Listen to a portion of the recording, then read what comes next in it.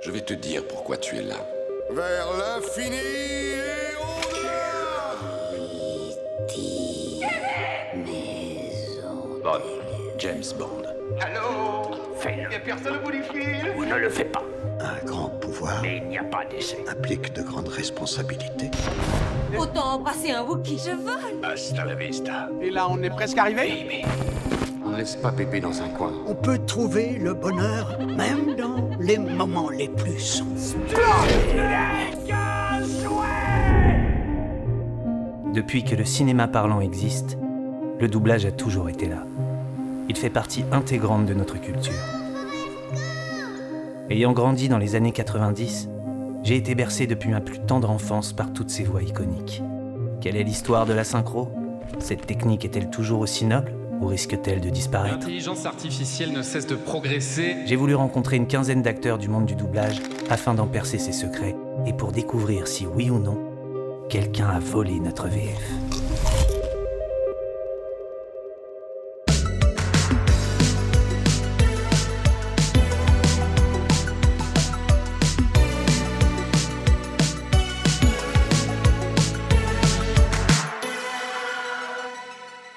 Commençons par le commencement. Qu'est-ce que le doublage? D'après le Petit Robert 2024, il s'agit du remplacement de la bande sonore originale d'un film par une bande provenant de l'adaptation des dialogues en langues différentes. En gros, ça permet à tout le monde de comprendre Brad Pitt dans sa langue. En japonais pour les japonais, en polonais pour les polonais, et en français, eh bien pour nous, les français. Il est interdit de parler du Fight Club. Ce qui est plutôt cool, parce que, clairement, on ne capterait pas grand-chose à ce qu'il raconte, à moins d'être anglophone. Il y a aussi, bien sûr, l'option sous-titres, mais parfois même, en étant un excellent lecteur, eh bien, c'est compliqué.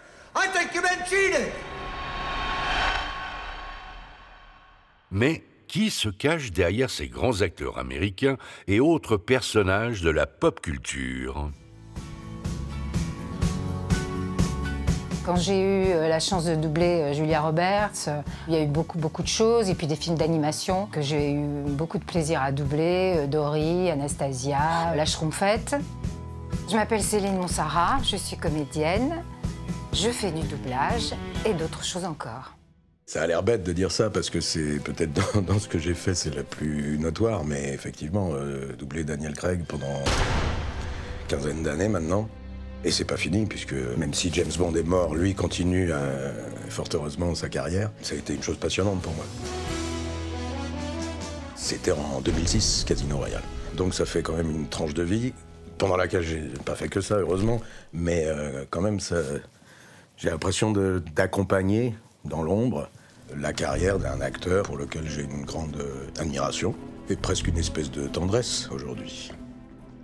J'ai la chance d'avoir participé à beaucoup de beaux films, de films assez uniques, qui font que, malgré tout, je fais partie de l'histoire de ce cinéma-là. Il y a des gens que je suis depuis qu'ils ont quasiment commencé. On a commencé ensemble, ils ont quasiment le même âge que moi. Et donc j'ai cette affinité particulière d'acteur à acteur.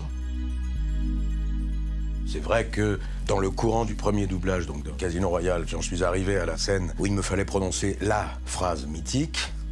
Bon, c'est sûr que là, il y a un petit frémissement quand même. On se dit, faut pas se louper. D'ailleurs, on l'a refaite plusieurs fois. Je m'appelle Bond. James Bond. La pression, s'il y en a une, elle est là. C'est vraiment la phrase par laquelle l'acteur qu'on ne voit pas, qui est dans l'ombre, proclame, ben voilà, maintenant, la voix française de James Bond, c'est moi. C'est très jouissif de la retrouver de film en film. On sait un petit peu ce qu'elle va faire, même si elle joue des choses différentes, mais il y a toujours un petit truc. Il y a une espèce de chose très intime qui s'installe, très bizarrement, entre la comédienne à l'image et soi-même. Je m'attends à un truc, ah tiens, elle l'a fait, ou ah tiens, elle l'a pas fait là. Ce qui est drôle d'ailleurs, c'est que dans les films qu'il a fait, à chaque fois la réplique figure évidemment une fois dans chacun des films, mais à chaque fois sur un mode complètement différent. Bond. James Bond. Bond. James Bond. Et dans le dernier, il le balance comme ça, exaspéré à un guichetier qu'il ne reconnaît pas. Donc c'est assez drôle, il y a à chaque fois une chose différente à jouer. Non. Bond. James Bond. À part ça, non, j'en ai pas fait des nuits blanches à la pensée que j'allais doubler James Bond. Il n'y avait pas de comédienne ni métisse ni noire à l'époque qui faisait de doublage, donc déjà, j'étais le petit ovni tombé d'on ne sait où. J'étais déstabilisé absolument sur aucun rôle. Il n'y avait pas de raison que je fasse que des petites noires. J'étais peut-être bien meilleur même sur des petites blondes. Je sais, vous hésitez. Est-ce que vous allez me donner une baffe ou un baiser? Ils sont tous comme ça. Ça donne quoi, Madonna? Au niveau voix, ben, c'est très sensuel, c'est surtout très sensuel et très féminin. Vous doublez également une voix très... Oui, voilà, ils ont deviné, c'est Whoopi Goldberg. Hein. Ça Oui, donne absolument. C'est le négatif de... Comme le comédien était inconnu, en tout cas à ce niveau d'importance dans un film, il n'avait jamais été doublé, donc on a fait des essais, et en plus le film a quand même eu l'Oscar, le premier Rocky. And the winner is Rocky. Donc ils ont dû s'attacher à soigner le doublage. Bon, moi, sur Stallone, ça doit faire 45 ans, mais c'est jamais la même chose. Tout le monde me connaît grâce à la voix d'Homer Simpson. Oh, punaise! C'est un petit peu ma carte de visite, mais j'ai fait plein d'autres choses. C'est vrai qu'il y a une similitude entre Danny DeVito et Homer Simpson. Je m'amuse énormément avec Danny DeVito. C'est un comédien merveilleux. J'ai eu la chance de doubler depuis Batman. Tant pis si je déconne! Le doublage de Batman, ça a duré plus d'une dizaine de jours. Je suis sorti exténué de ce doublage personnage du pingouin.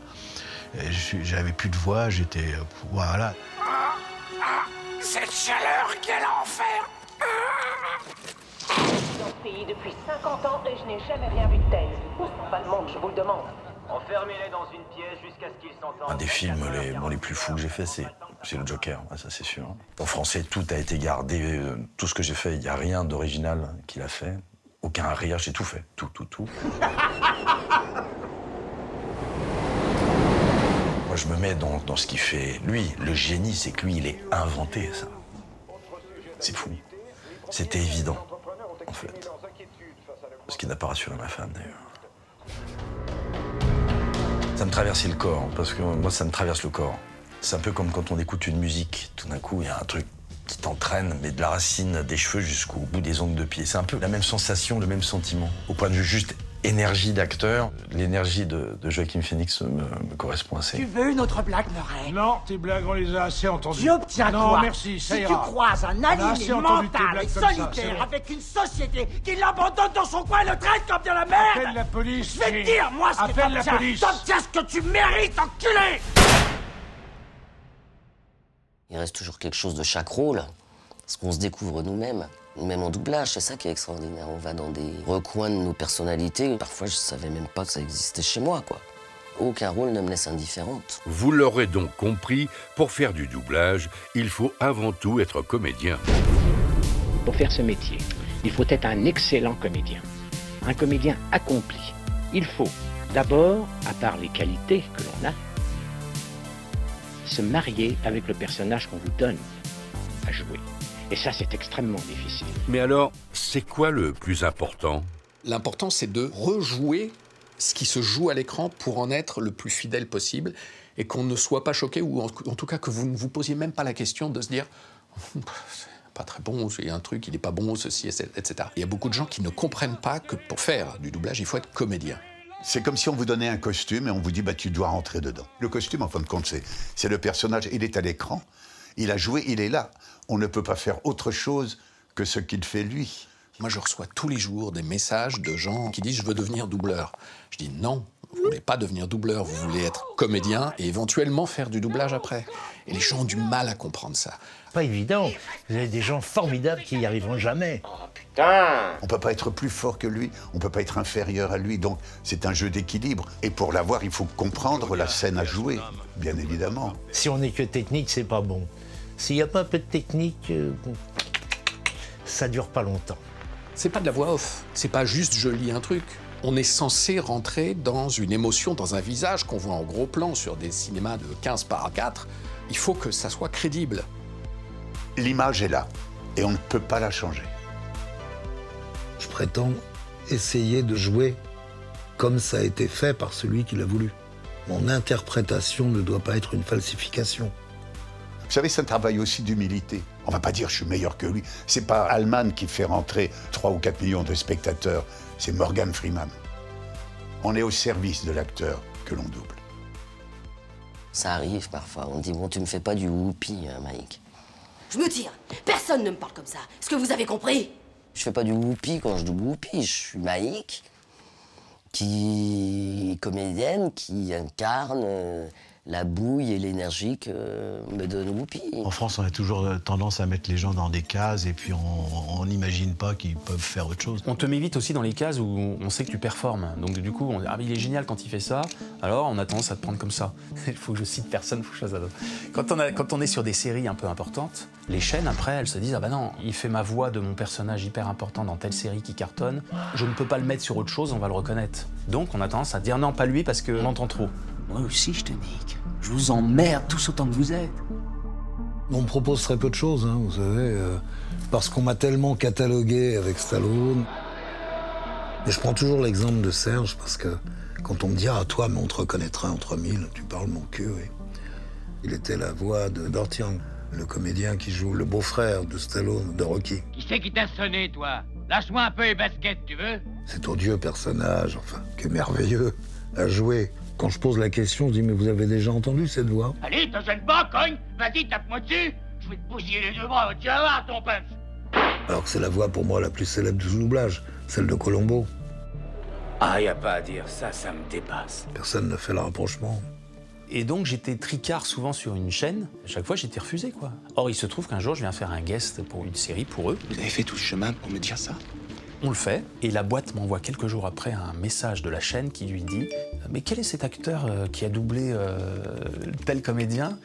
On ne le connaît pas, il est formidable. »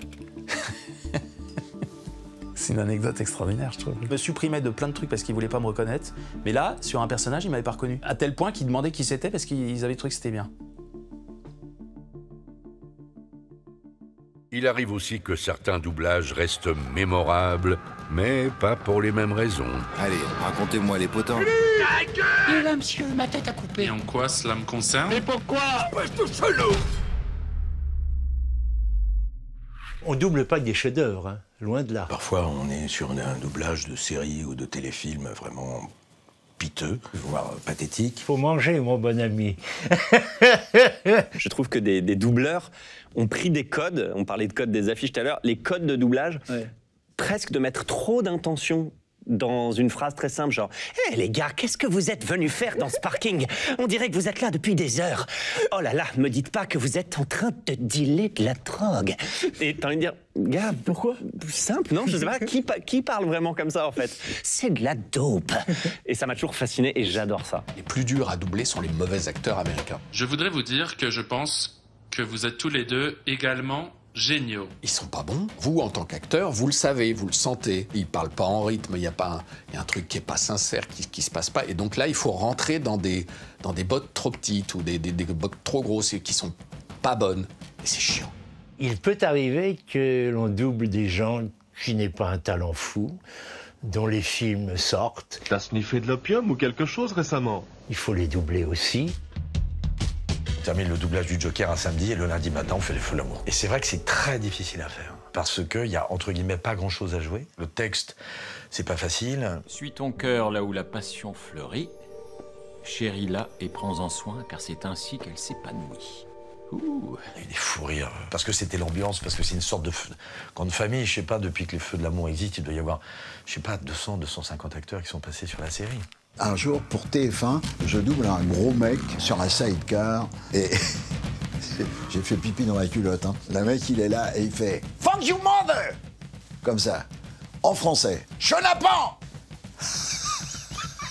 Quand j'ai vu Chenapan, mais j'y suis resté, j'étais plié en 4. Et c'est pas possible de mettre ça.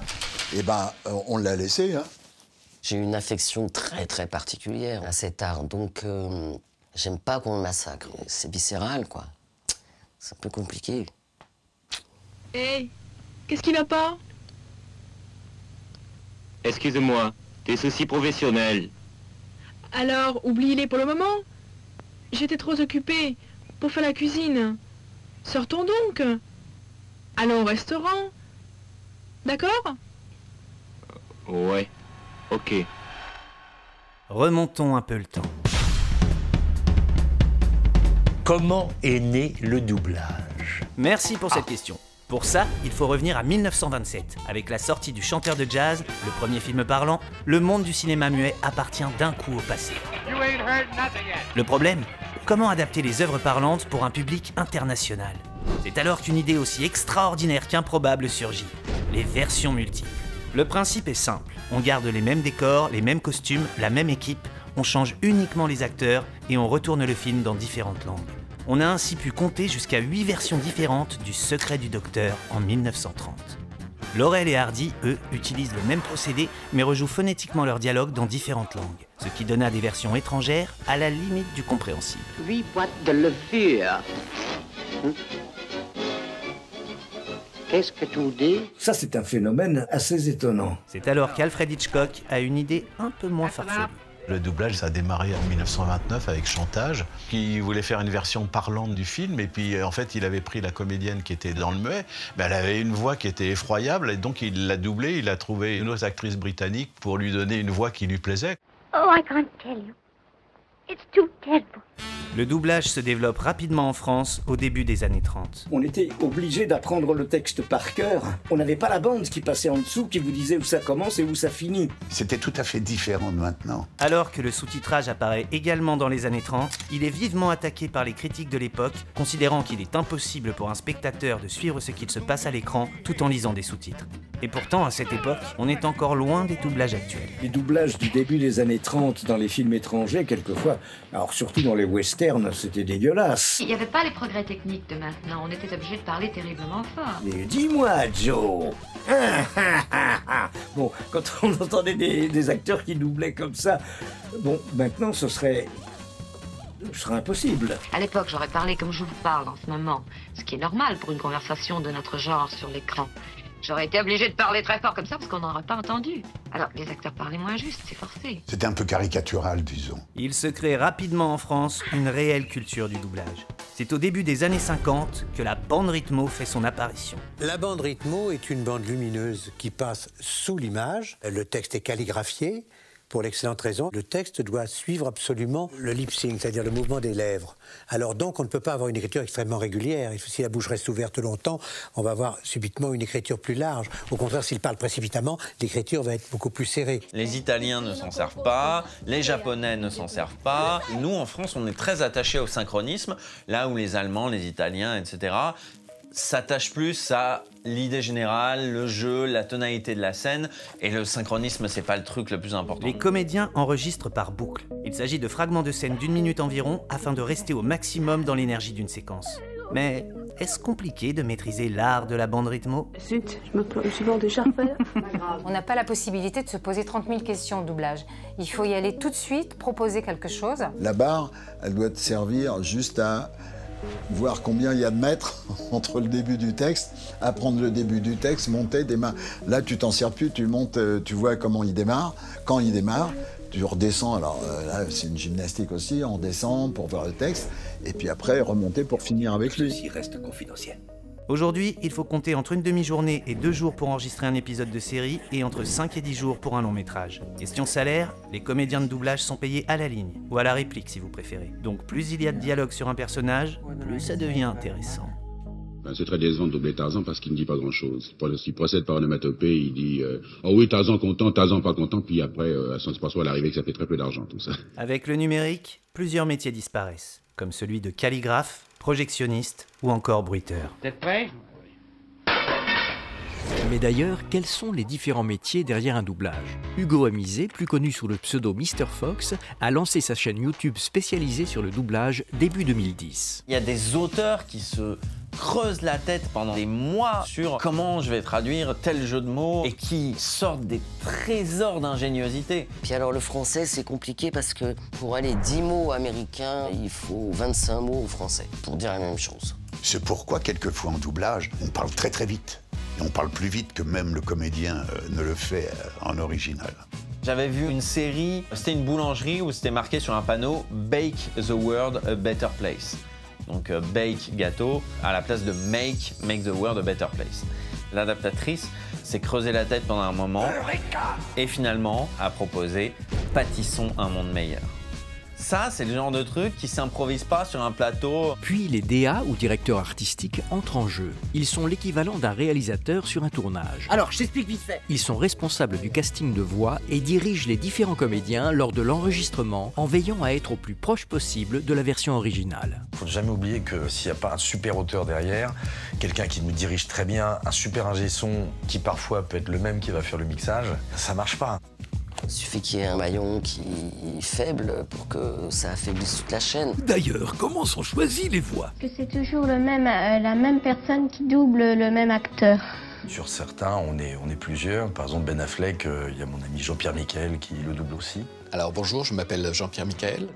Même si beaucoup d'acteurs ont une voix française récurrente, ce n'est pas toujours le cas. Olivier Barbery, qui est à l'origine du premier magazine consacré au doublage, a son petit avis sur la question. Je trouve que quand un acteur étranger a une vingtaine de voix différentes, c'est pas bon. Et je trouve que ça apporte de l'eau au moulin de ceux qui sont anti-VF. Et je peux le comprendre. À mon sens, ce n'est pas servir le doublage. Et parfois, les hasards font qu'on n'a tout simplement pas d'autre choix que de changer de voix. Le premier gros film que j'ai fait, c'était Les Joueurs, et j'ai doublé Matt Damon.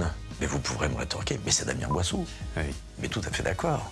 Seulement, dans le film, il y a Edward Norton aussi. Et il double d'abord Edward Norton. Donc là, il doublait Edward Norton. Et moi, j'ai doublé la seule fois où j'ai doublé Matt Damon, et ce sera la seule fois d'ailleurs. Maintenant que l'on sait tout ça, il reste une question essentielle. Les gens sont-ils plutôt VO ou VF? Pour se faire une idée, on est allé à votre rencontre. Bonjour monsieur, je peux vous poser une question? Vous regardez les films en VO ou en VF? Version originale ou version française? Qu'est-ce que vous choisissez? Vous auriez dû poser la question à ma fille. Ah oui, mais votre fille, elle est pas là. Non. Ça dépend de l'état de fatigue intellectuelle. Moi, je regarde en version française. Mon mari garde en VO. Vous vous entendez pas?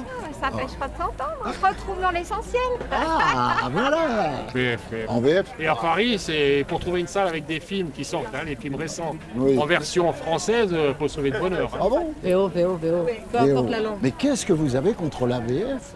Bah, ça dépend. Ça dépend. On regarde en VO. Bah, ça dépend. Ah. Bonne journée.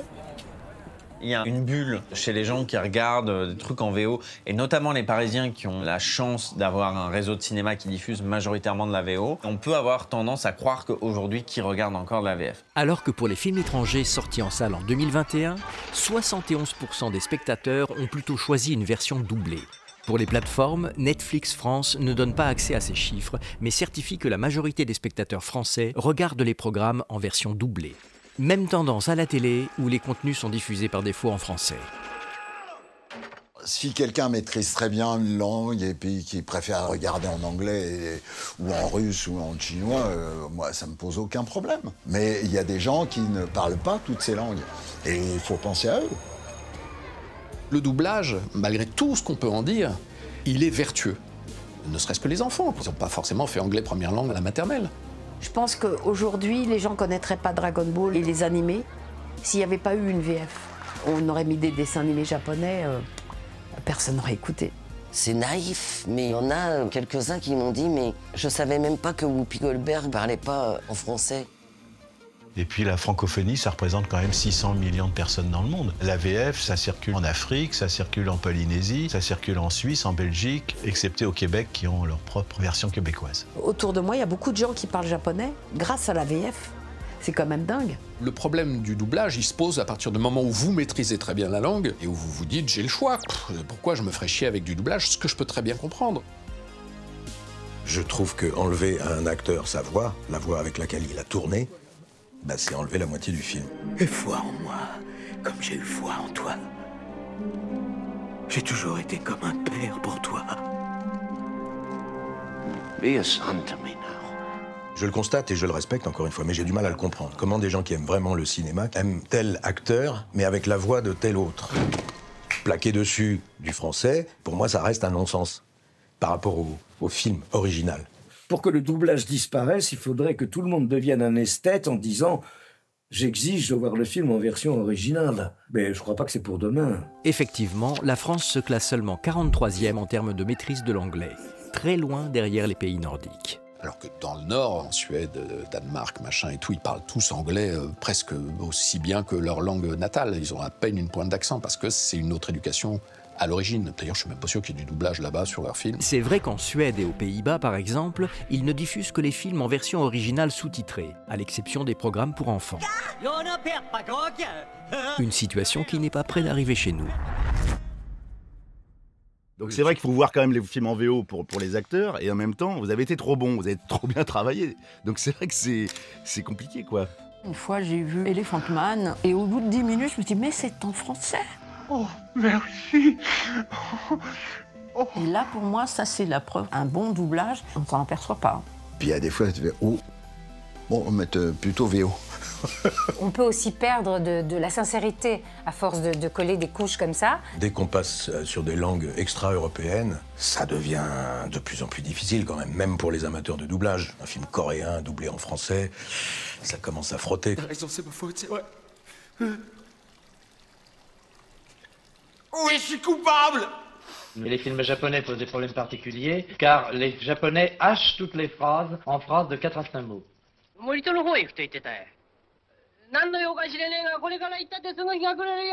Les films asiatiques, on n'a vraiment pas la même culture, c'est une langue qui n'est pas facile à doubler. On ferme la boutique. Un Coréen qui dit je suis très content que tu sois venu chez moi, t'as l'impression qu'il t'engueule quand même. Hein. Donc pour arriver à faire passer ça en français, à respecter et à la fois une tonicité dans le jeu, un rythme, c'est compliqué.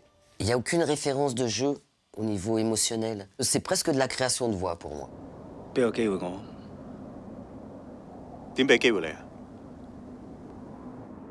J'avais pas le choix. Je veux faire les choses bien maintenant. Ils ont un rythme tout à fait différent. C'est très difficile de mettre du français dessus. Écoutez un peu, la nuit va tomber, il est tard, il vaut mieux attendre. Attendez le jour, inutile de courir un risque, vous avez tout le temps. Maintenant, il y a aussi les Américains qui commencent à regarder des doublages américains. Pendant longtemps, le doublage n'a pas existé aux États-Unis. Ils préféraient la plupart du temps tourner un remake ou sous-titrer un film plutôt que le doubler. Jusqu'à maintenant, à peu de choses près, les Américains s'auto-nourrissaient de leur propre culture et s'intéressaient pas vraiment à la culture étrangère en dehors de quelques films qu'ils regardaient en version sous-titrée. Mais il y a eu Parasite qui a gagné l'Oscar et il y a eu des séries comme La Casa de Papel et Squid Game. Ça fait partie des choses qui font qu'aujourd'hui les Américains doublent. Et comme il y a eu des TikTok sur le sujet des Américains qui découvrent le sous-titrage et qui sont en mode « Comment je suis censé voir le film et lire en même temps? C'est fou !» Eh ben, les Américains se mettent à demander du doublage pour pas avoir à faire cet effort-là. Il était impossible de parler doublage sans évoquer la voix. Mais pourquoi accordons-nous autant d'importance à la voix? J'ai cherché un psychanalyste pour avoir une réponse scientifique à ce phénomène. Le docteur Benoît Prual a pris le temps de me répondre. La voix va jouer un rôle clé dans le développement psychique de l'individu et dans la construction de son identité. La voix maternelle, par exemple, est l'une des composantes de ce qu'on appelle l'enveloppe sonore. L'enveloppe sonore, selon Didier Anzieux, qui est un psychanalyste français, ce sont toutes les expériences auditives que va ressentir l'enfant de sa vie intra-utérine à sa naissance. Oh merde. Par rapport au traumatisme de la naissance, où l'enfant passe de la vie aquatique à la vie aérienne, elle va lui assurer un sentiment de continuité dans son existence. Donc cette voix, et notamment la voix maternelle, a ce pouvoir de rassembler. Ça, j'avoue que je ne le savais pas. Et puis, la voix a aussi le pouvoir de dire qui je suis et à qui j'ai affaire. À travers ma voix, il y a mon expérience de vie, mes blessures, mes sensations, mes émotions. Ça parle déjà de moi. Bah oui, alors on sait pas pourquoi il y a des voix qui ont plus de charme que d'autres, des voix qui intéressent plus que d'autres, des voix qui sont drôles. Il y a des comédiens, ils se mettent à parler et on a envie de rire.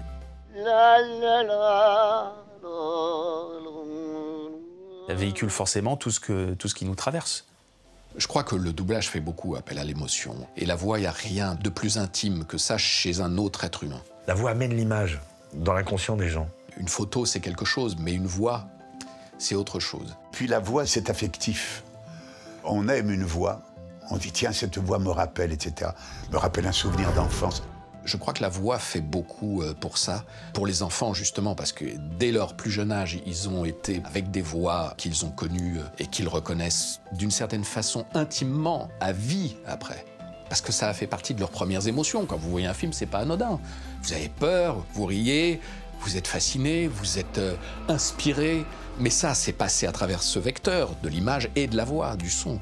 Et donc cette voix-là, quand vous la réécoutez, quand vous la réentendez, c'est assez bouleversant, donc c'est normal.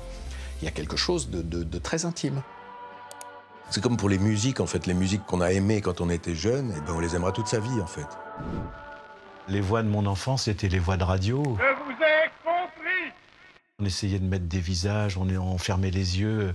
Et puis, on voyage avec une voix. Mes premiers souvenirs de doublage, on était 10 à la cantine des studios et je me suis retrouvé avec la voix de John Wayne. On mangeait un couscous, j'étais paralysé, je pouvais pas parler. C'était John Wayne qui me proposait de reprendre de la semoule et des boulettes. Arrête donc, Philippe. Et mange ton couscous. Je suis seulement John Wayne, mon enfant, en pensant. Ay, caramba! Wow, je fermais les yeux, j'étais paralysé. Mais voilà, il y avait ces grandes émotions. La voix de John Wayne, je l'écoutais en VO, mais qu'est-ce que j'ai été déçu. Il n'avait pas du tout la voix de son physique. That's a good answer. Un jour, je rentre dans un studio et j'entends la voix de John Wayne. Et là, t'as ton pantalon qui remonte en short, tu rajeunis d'un seul coup, et tu te tournes et tu vois Raymond Loyer. La même taille que John Wayne et la même dégaine. Et là, j'étais, mais... Ah comme un môme, un vrai môme. C'est quelque chose, oui, qui fait partie du monde de l'enfance et du paradis perdu, quelque part. C'est vrai que moi, quand j'ai doublé, par exemple, Expendables, je me suis retrouvé avec les voix de mon enfance. Daniel Beretta, Alain Dorval... Et moi, je suis là. Je fais Jason Statham. Tout d'un coup, on est à la barre tous ensemble, on se dit, mais c'est... Ah ouais, moi, j'ai 10 ans, quoi. Formidable. Ce que je dis souvent, c'est un film, si vous le regardez sans le son, sans la voix, c'est dur.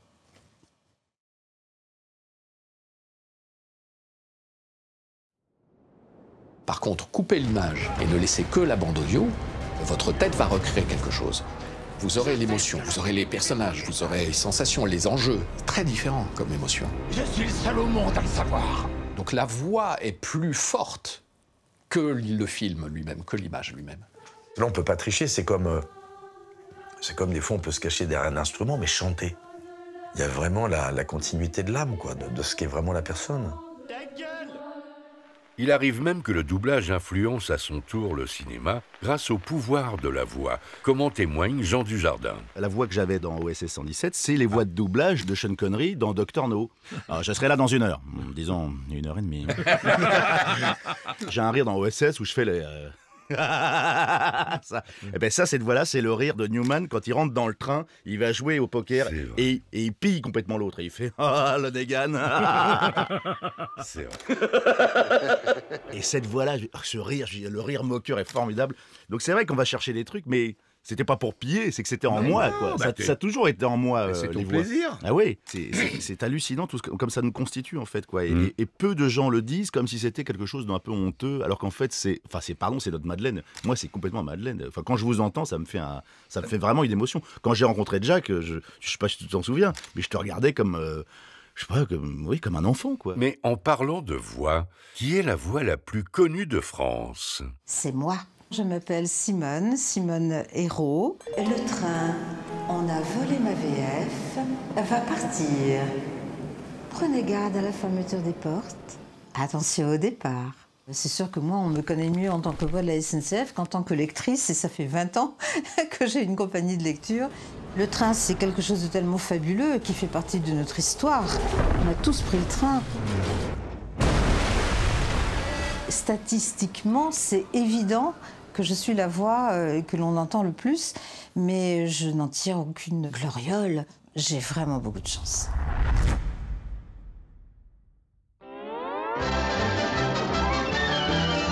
Le dessin animé, c'est tu ouvres une porte, t'es au Groenland, tu refermes la porte, tu rouvres, t'es dans le désert. Tu vois, il y a une espèce de folie.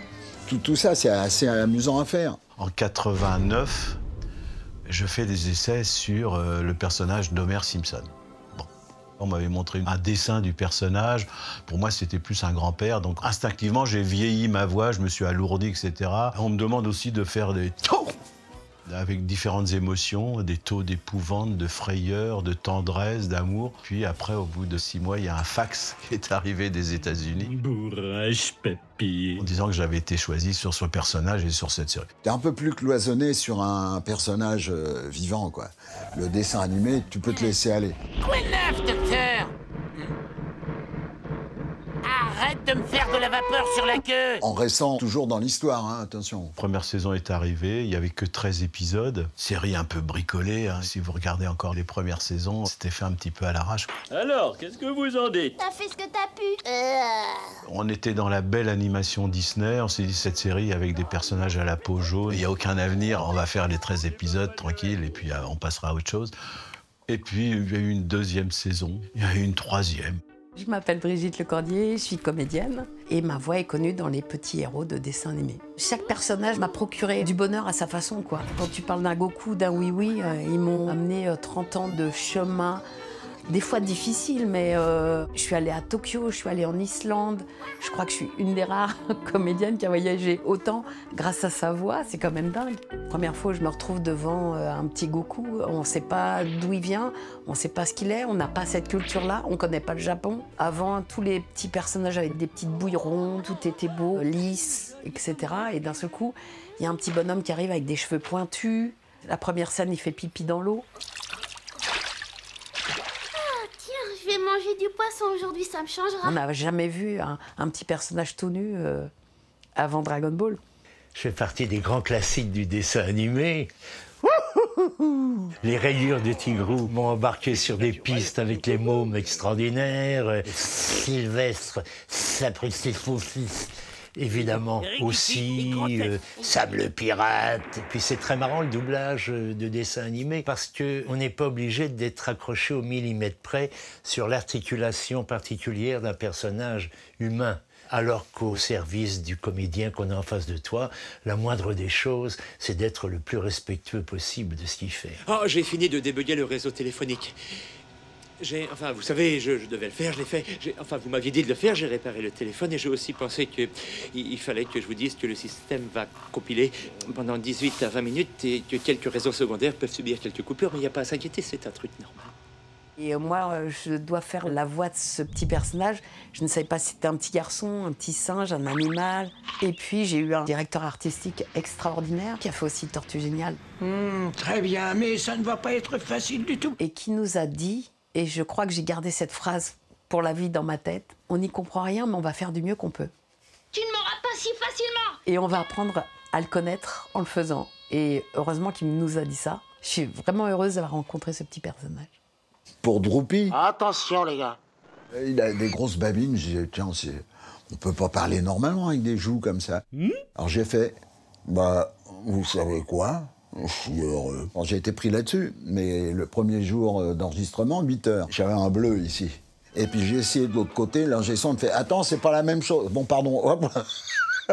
Et donc là, j'avais une cible, c'était pas mal. On m'a demandé de faire la voix du grand-père, c'était la même famille. Je pouvais plus garder cette voix Homer Simpson telle que je la faisais, elle était très sérieuse au début. Mais c'est un perdant, c'est un minable, c'est un Simpson. C'est un personnage qui fait partie de moi maintenant. Je m'amuse encore beaucoup. T'as pas honte? Et Homer, j'ai vu ta zigounette. Écrase Flanders. Et je pense aussi au travail de Véronique Augereau qui est devenue ma femme. Et elle, c'est cette voix d'aspirateur déglingué. Plusieurs fois, il lui est arrivé des accidents, elle est tombée à faune. Non, tu n'auras pas de tatouage pour Noël, pas question. Les enregistrements Simpson, c'est très fatigant parce qu'il faut surjouer les choses en animation, sinon ça passe pas. Quand il y a un dialogue entre le grand-père, Abraham Simpson et Homer Simpson, et c'est très physique. Ça veut dire que tu dois m'aimer. Nananana. Marjorie, je suis désolé, mais je veux pas être dans la même pièce que cet homme. Je vais chez Mo. C'est comme du sport de haut niveau. On prend aucune invitation la veille, on se couche tôt. Je pense à Véronique quand elle fait Patty et Selma, c'est assez impressionnant aussi. Non, on n'est pas forcé de fumer. On peut s'arrêter quand on veut, regarde.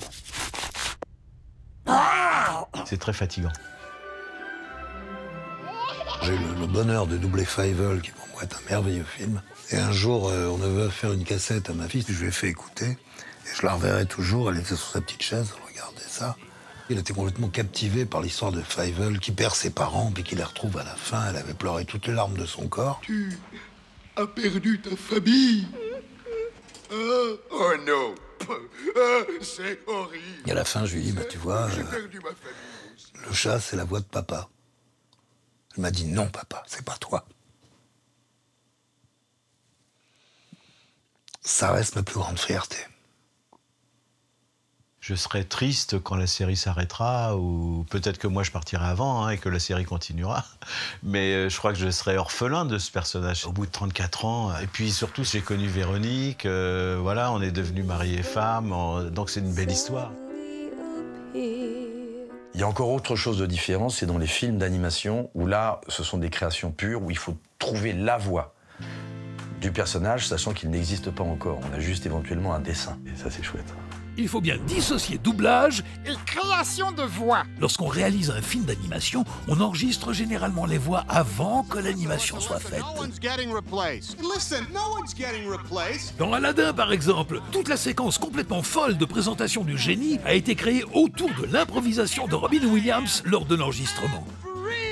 Cela permet d'adapter le dessin en fonction du jeu des comédiens. C'est ce que l'on appelle la création de voix. Alors que le doublage intervient une fois que le film est déjà terminé. Et des fois, c'est en fonction de ce qu'on va faire que va être créée l'image. Par exemple, dans la fameuse invasion des ours en Sicile, j'ai eu la chance de faire le professeur Ambrosi, grand ami des ours. Les astres annoncent une catastrophe.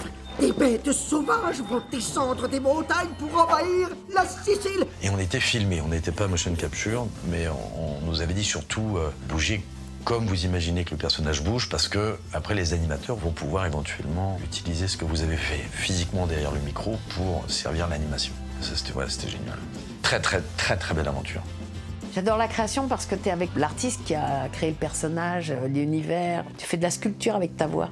Ah non. Ah non. Tous tes petits défauts, tu peux les mettre en œuvre.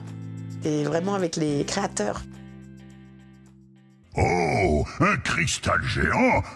Je vais le réduire en miettes. Le jeu vidéo, c'est une autre discipline. Alors bien sûr, c'est un travail de comédien, mais d'abord c'est toujours très en force. Ceux que j'ai doublés, en tout cas, c'est toujours des rôles de guerrière ou de femme de pouvoir. Donc la nuance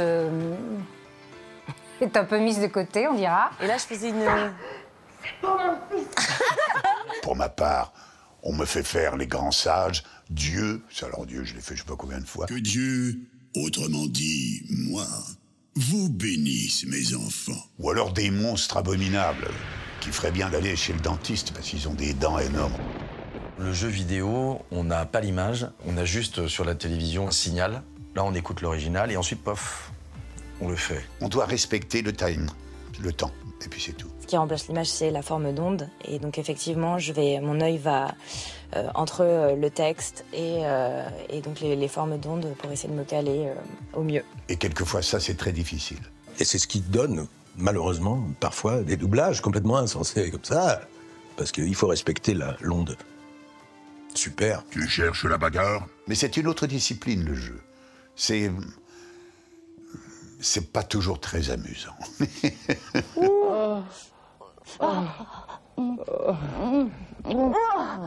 Quant à ceux qui vont au pire, ils préfèrent garder l'anonymat. Donne-moi ton venin. Dans ma bouche, s'il te plaît, vite. Je détestais doubler les pornos.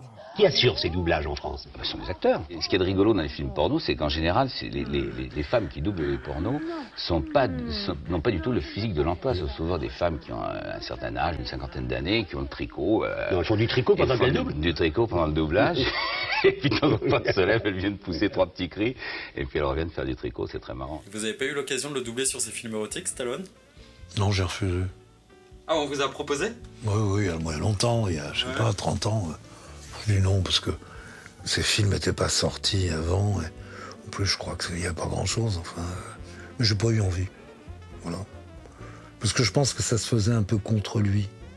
Et moi, j'avoue que j'aime bien le bonhomme. Les acteurs et actrices qui tournaient dans les pornos, 9 sur 10 étaient doublés. Et quelquefois, on avait des surprises comme ça. Ça fait partie des particularités de ce métier que tout à coup, on fait des choses qu'on n'a pas du tout envie de faire.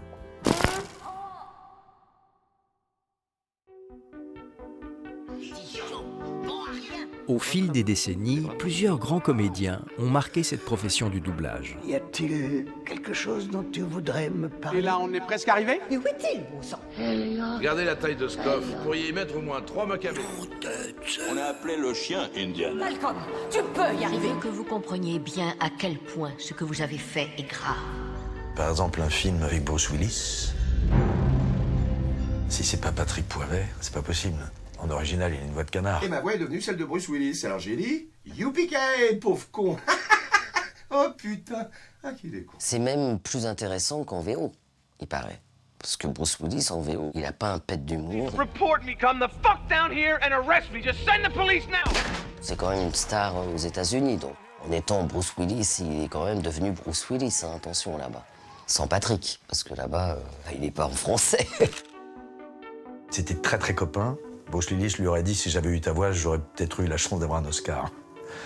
Voilà. Et c'est vrai que Bruce Willis en VO, c'est moins bien. Patrick avait dans la voix la petite étincelle qu'avait, enfin parce que le pauvre, puisqu'il tourne plus, Bruce Willis dans l'œil. Et c'est là qu'on se rend compte qu'un comédien, une actrice ou un acteur, tout est là. Dans les yeux. Tout est là. C'était une rencontre formidable, ouais. C'est quelque chose qui s'épouse, quoi. Qu'on peut pas dissocier. Piège de cristal et tout, dès que ça passe, je regarde. J'ai dû le voir 20 fois, ce film. Oh, évidemment, c'est la pub. Parce que je ne peux pas regarder une autre chaîne s'il y a Piège de cristal, et c'est pour Patrick. Yippee-ki-yay, pauvre con. C'est un régal, quoi, c'est un régal. Il y a eu quelques rendez-vous ratés entre Patrick Poivet et Bruce Willis, notamment le 5e élément, et quelques autres. Mais à chaque fois, dur. Franchement dur. Oui, je comprends que vous soyez excité, mais moi je suis en vacances, j'aimerais bien être tranquille et je voudrais conserver l'anonymat. Moi, la VF du 5e élément, et Dieu sait si Bernard Métro est un très très bon comédien, mais je ne peux pas. Ce n'est pas possible. Après le décès de Patrick Poivet en 2019, la voix de Bruce Willis est confiée à 2 nouveaux comédiens, Éric Herson-Macarel et Stéphane Godin. J'étais là uniquement parce que Patrick Poivet venait de mourir. C'est jamais très confortable d'arriver en remplacement d'un défunt. Ouais, c'était étrange. C'était très étrange. J'entendais la voix de Patrick. Peu de temps après que j'ai eu enregistré le premier ou les deux premiers.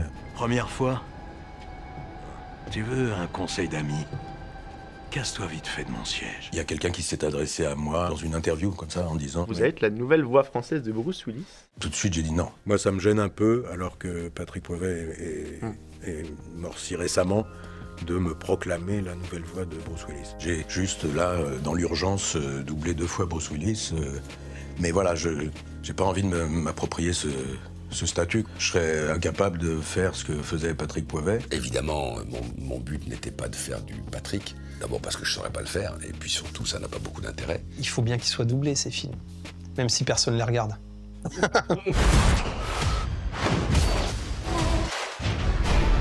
Autant que ce soit des bons comédiens qui le fassent, et je pense qu'ils le font avec un pincement au cœur, forcément. D'autres grandes voix ont traversé le temps, comme celle de Serge Sauvion, qui doublait Colombo. Je suis de la police, la criminelle, lieutenant Colombo. Ou encore celle de Roger Carrel, pour ne citer que. J'avais 12 ans, j'étais un petit bonhomme comme ça, et je pouvais faire « Dites-donc là-bas, qu'est-ce que c'est? Venez-nous un peu ici voir ». Mais ça, je suis totalement irresponsable. Voir mes parents pour ça. Roger Carrel, qui était un as du doublage, on a passé des moments à rigoler, où on avait plus le temps de rigoler. Les gens se disaient, s'ils sont tellement heureux là, il y a autre chose qui va sortir. Et effectivement, il y a des tas de choses qui sortaient très très drôles. Il m'arrive d'être Mickey, mais il m'arrive aussi d'être... Napoléon, celui des aristochats. Et bien d'autres encore. J'ai des articulations frigorifiées. Et d'un coup, sont arrivées les années 80. Je vais prendre un billet de 500 balles. François Mitterrand est élu président de la République. Ça, c'est illégal ce que je fais.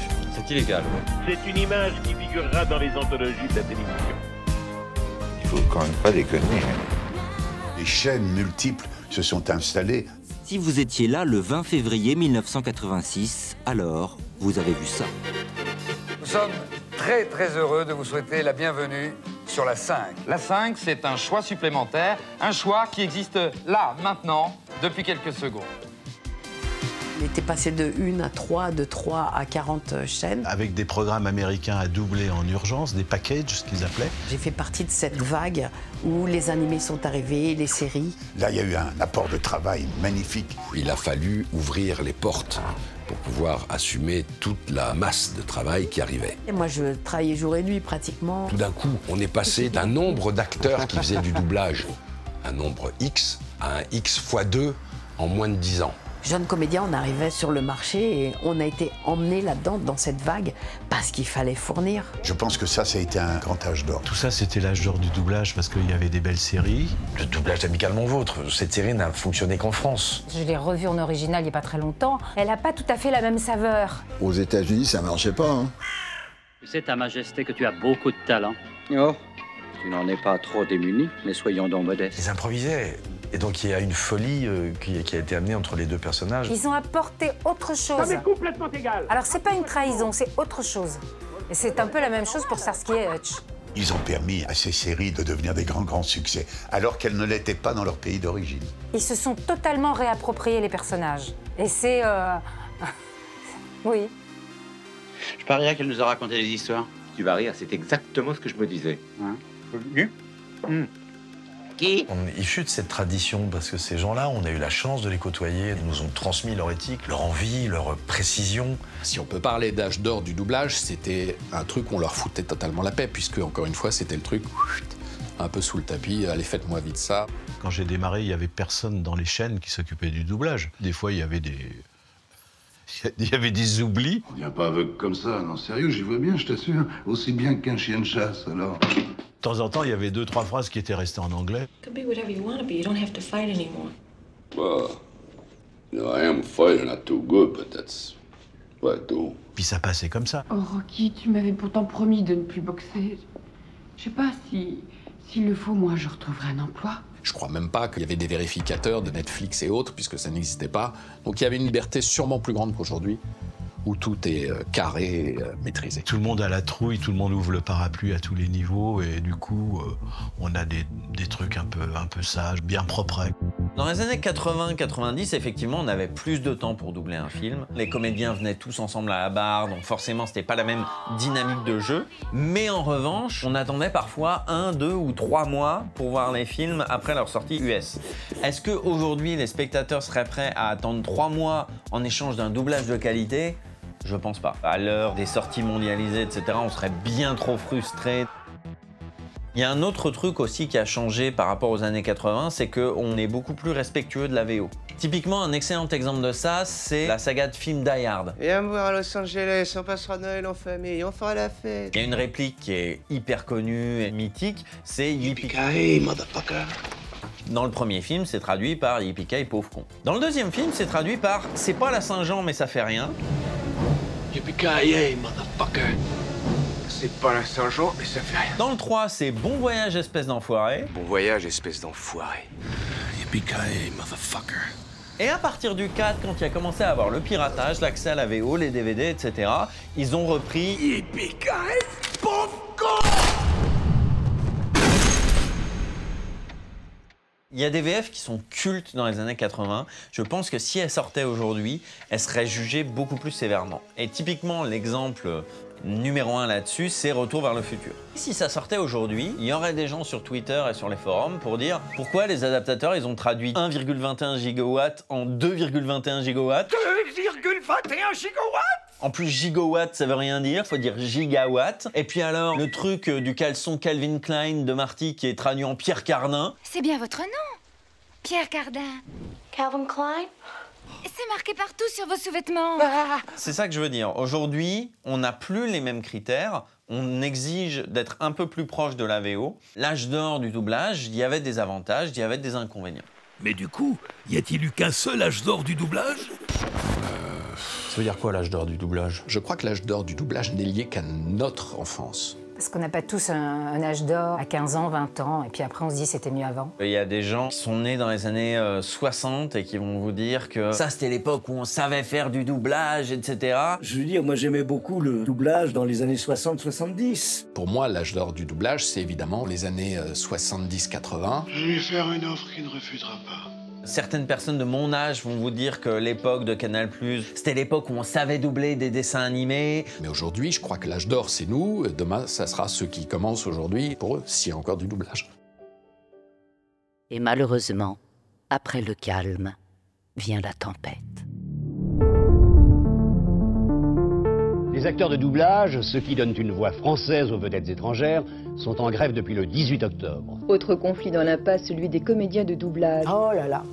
La presse entière parle des problèmes du doublage en France. Elle a été engagée il y a 3 semaines maintenant. Depuis 4 semaines, les comédiens de doublage sont en grève. Ça a changé beaucoup de choses. Les acteurs de doublage qui rentrent dans leur 5e semaine, il faut le signaler. C'est un conflit social qui a été assez dur, assez violent, entre nous d'ailleurs. Ils sont en grève depuis 50 jours. Près de 70 jours que vous et vos collègues êtes en grève. Le métier était vraiment partagé parce que cette grève, elle a duré 3 mois.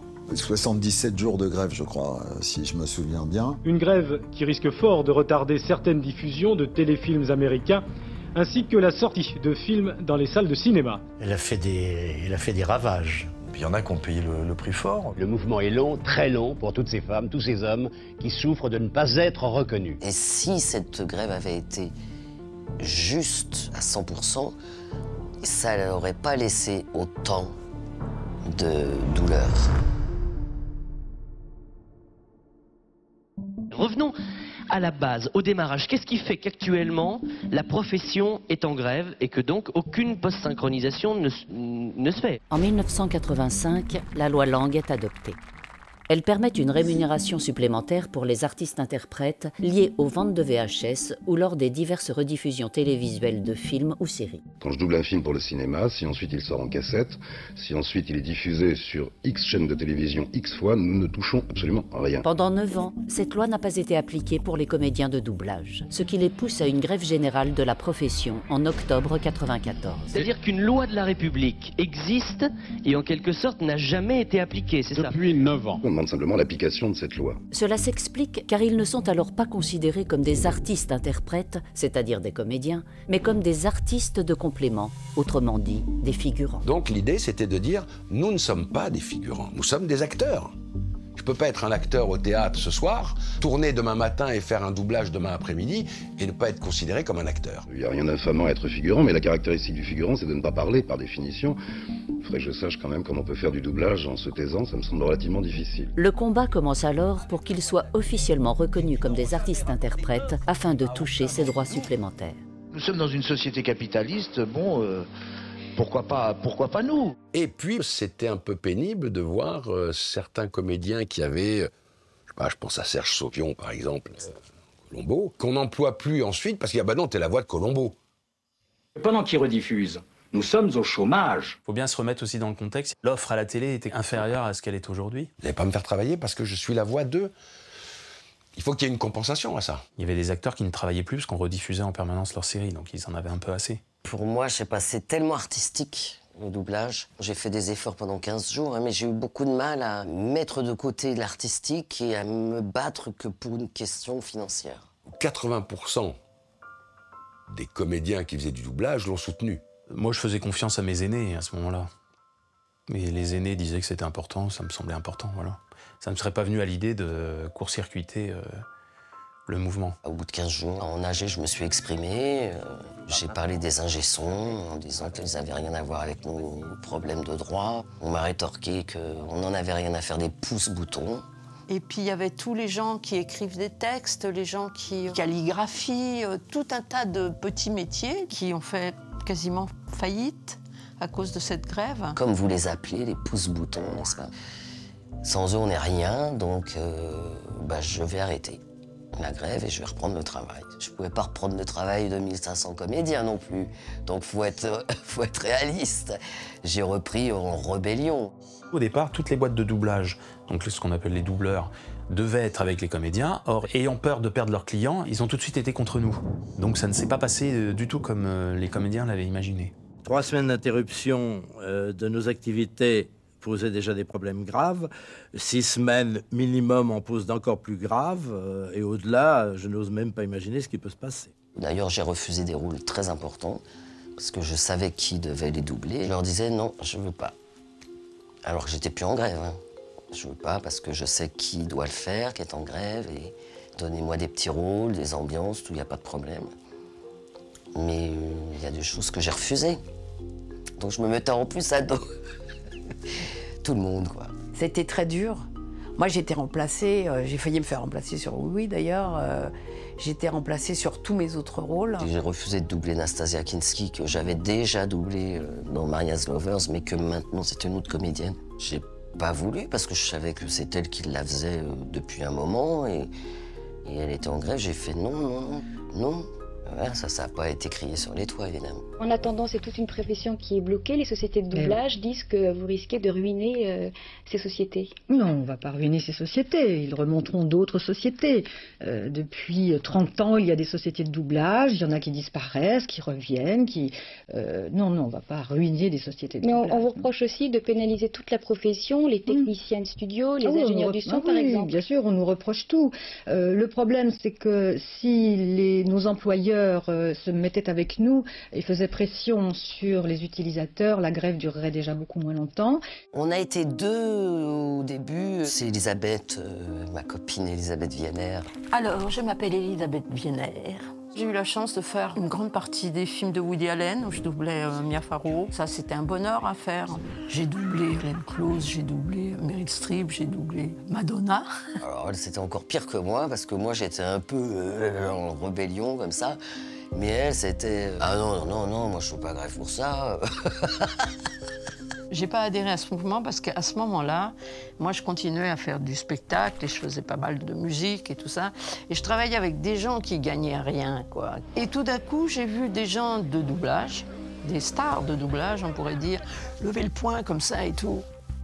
Et qui gagnaient 10 000 € par mois, quoi, faut le dire. À l'époque, on parlait de gens qui gagnaient déjà très bien leur vie et qui voulaient en avoir encore un petit peu plus. Et ça, moi, en tant qu'homme de gauche, que j'étais déjà à l'époque, ça passait pas. Après le démarrage de la grève, 8 jours après, on manifeste dans la rue, je sais plus quoi, et Libération a mis « Les gens qui sont dans la rue gagnent tant ». Et ils ont mis les salaires des directeurs de plateau qui faisaient les premiers rôles et tout. Et on gagne pas tout ça, nous. La grève a été mal vue un peu à cause de ça. Et moi, j'étais malheureuse pour les grévistes aussi, parce qu'il y en avait qui crevaient la dalle. Pas les gros, mais les petits, c'était terrible pour eux. Et donc, je me suis fait très mal voir. Pour autant, j'ai pas travaillé. On était très peu à pas adhérer à cette grève. Très peu. Très peu. Cette grève-là, ça m'a pas plu du tout. Encore moins plu certains débordements verbaux de la part de certains. J'ai été nommée jaune de toujours. Moi, j'étais une jaune.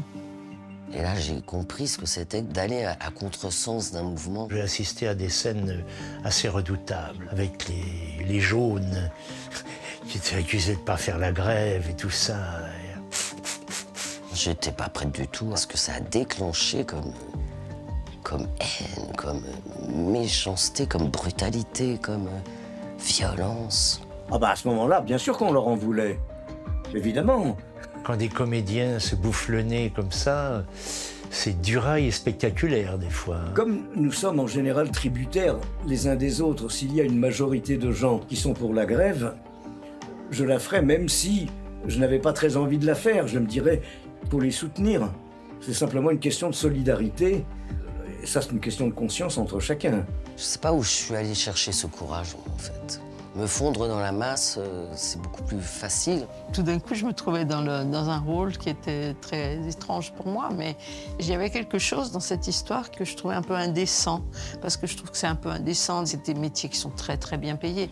Alors le fait de dire qu'il faut qu'on ait des droits de suite, je comprenais très bien, mais je pensais que voilà, enfin bon, je l'ai dit. Vous êtes prêt à aller jusqu'à où? Jusqu'au bout. C'est-à-dire? On verra. Les boîtes de doublage, mais galéraient. Elles ont été obligées d'ouvrir les portes à des comédiens et des comédiennes qui n'avaient jamais fait de doublage. Il y en a quelques-uns, évidemment, qui se sont engouffrés. Ça faisait des années qu'ils voulaient faire du doublage. Beaucoup d'acteurs qui n'avaient jamais fait de doublage en ont profité pour arriver. Bon, alors on peut dire pourquoi pas, mais ils ne se rendaient pas compte que c'était pas très bien ce qu'ils faisaient. Certaines boîtes ont été chercher des acteurs en Belgique en leur disant « Venez, vous allez pouvoir travailler pour nous, vous faire un peu de sous, pendant que les autres sont en grève. » Voilà. La grève a tellement duré que certains doublages ont fini par se faire en Belgique. Les patrons se défendent aussi. Et on ne gagne pas toujours. Que les boîtes défendent leur beefsteak, je comprends. Mais elles auraient dû comprendre que c'était aussi leur intérêt de nous soutenir. Parce qu'en empêchant la grève totale, ça a été à deux doigts de nous empêcher de gagner cette guerre-là. Même entre nous, on avait des comédiens qui trahissaient. Et donc, du coup, il y en a qui ont repris le travail. On ne peut jamais en vouloir à quelqu'un de reprendre le travail parce qu'il a peur. Voilà, chacun a ses raisons. Entre ceux qui partaient, de toute façon, ils ne travaillaient pas. Donc, soit ils partaient au soleil en attendant que ça se passe. Bonjour le militantisme. Il y a des piquets de grève sur les plateaux, mais on apprenait que ça enregistrait ailleurs. On courait, on essayait de voir. Voilà. Des gens qui se cachaient dans les toilettes. On a un qui allait travailler en Belgique. Caché. Pendant la grève. Ils prenaient le train, ils se cachaient. Alors qu'ils étaient grévistes ici. Desservira, Bruxelles midi. C'est vrai que c'était un peu des jeux de cache-cache. Il y en avait qui rentraient dans les boîtes de 5 roues, cachés dans des coffres de voitures. Grévistes, qui se demandaient de ne pas être déclarés pendant la grève, d'être déclarés après. Bref, moi j'ai vu tout ça. Hein. Il paraît que ce sont des gens qui faisaient les piquets de grève et qui la nuit allaient bosser. Ah, je suis politisé à mort. Ça, c'est un problème entre soi et soi. Hein. Je ne porterai pas de jugement. Fin 94, après 2 mois et demi d'une grève sans fin, Jacques Toubon, alors ministre de la Culture, envoie une lettre au syndicat national reconnaissant les comédiens de doublage comme des artistes-interprètes. Il y avait urgence. Il est évident que nous avions à intervenir. Vous avez rencontré Jacques Toubon, j'imagine? Vous avez rencontré le ministre, ça Jacques Toubon nous a envoyé une lettre nous reconnaissant comme artistes-interprètes. Si vous avez affaire à un artiste interprète avec certains tarifs, etc., si vous avez affaire à un artiste de complément que vous pouvez traiter comme vous voulez, c'est tout à fait différent dans le devis du film ou de la série. Donc c'est clair que le point de vue économique s'opposait, si je veux dire, au point de vue culturel, au point de vue professionnel. Pourquoi est-ce que les artistes du doublage gagnent pour quelques-uns beaucoup d'argent? Mais parce qu'ils travaillent, si j'ose dire, 24 heures sur 24. C'est pour ça que le fait de les avoir baptisés à ce moment-là artistes-interprètes et non plus artistes de complément était tout à fait justifié. La télé et le cinéma vont peut-être retrouver leur voie. La grève des comédiens doubleurs est suspendue car le ministre de la Culture leur a fait des promesses. Puis on a gagné. On était reconnus comme artistes-interprètes à part entière et c'est pour ça qu'on a eu des droits. Pour la première fois, on a obtenu d'abord qu'il y ait un contrat, ce qui n'existait pas, on travaillait sans contrat. Hein. Ça a été une reconnaissance de notre travail. Et ce qui me fait rire, c'est que ceux qui n'étaient pas d'accord avec cette grève touchent aujourd'hui les droits que nous avons gagnés grâce à cette grève. De fait, j'en profite aujourd'hui. Mais bon, ça n'empêche pas qu'à l'époque, je m'étais opposé au procédé et à la façon dont ça se passait, oui. Symbole de cette reprise, le siège du syndicat majoritaire des comédiens doubleurs calme aujourd'hui après avoir été le quartier général de la grève pendant des semaines. Les artistes ont repris le chemin du travail et des sociétés de doublage. Ça a été compliqué de reprendre le travail après 3 mois de grève, même avec nos employeurs. Ils ont tous failli couler, quoi. Ce qui est un petit peu dommageable pour nous, c'est que ça a donné l'habitude à certains clients de pouvoir tourner à l'étranger. On vient de leur démontrer qu'il était aussi possible de faire du bon doublage dans d'autres pays que le nôtre. J'ai gardé Dragon Ball à l'époque où j'ai fait GT, mais j'ai fait GT toute seule. Après, on m'a expliqué que mes camarades avaient tous été remplacés. C'était trop triste. J'essayais de raisonner les DA en disant, mais écoutez, rappelez-les. On me disait, tu t'occupes pas de ça. Ils avaient tellement les... Ça a été dur, hein. Mais même pour moi, ça a été dur. Hein. Très, très, très, très dur. Moi, j'ai eu la chance de pouvoir recommencer par la suite. Mais il y en a quelques-uns de nos camarades qui ont vendu leur maison, qui ont arrêté le métier à cause de ça. Je pense que si vous leur posiez la question à eux, ouais, je pense qu'ils vous diraient qu'il y a beaucoup de ressentiment. Moi, je me rappelle d'un plateau où j'étais, il y avait des non-grévistes et des grévistes pour un dessin animé. J'ai jamais vu un dessin animé aussi triste, quoi. Je leur disais, allez vous taper sur la gueule, discutez dans les couloirs, faites quelque chose. Mais vous salopez un boulot, là. Enfin bon. On détournait les yeux et tout. C'était terrible. C'est vrai que cette grève, on en parle encore. 30 ans après, Il y en a qui me boycottent. Terminé. Ça a été violent entre nous. Il y a des gens avec qui on se parle pas encore, on a du mal. Bon, c'est comme ça. Il y a des gens qui se parleront plus jamais de leur vie. On a trop souffert tous.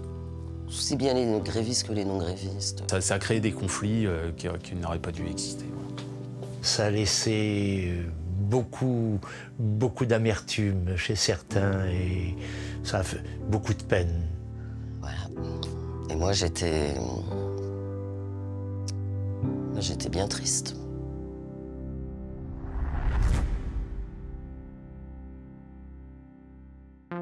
Notre Zoom est consacré ce soir à un voyage orbital qui porte le nom d'Internet. Internet, c'est le nom des nouvelles autoroutes de l'information.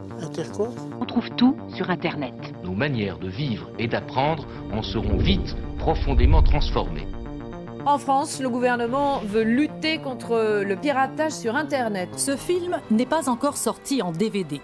Pourtant, Max l'a téléchargé en toute illégalité. Ils sont comme lui des centaines de milliers en France à pratiquer ce téléchargement sauvage. Il y a encore pas si longtemps, le film n'était même pas sorti au cinéma. Sur des marchés asiatiques, on trouvait les DVD.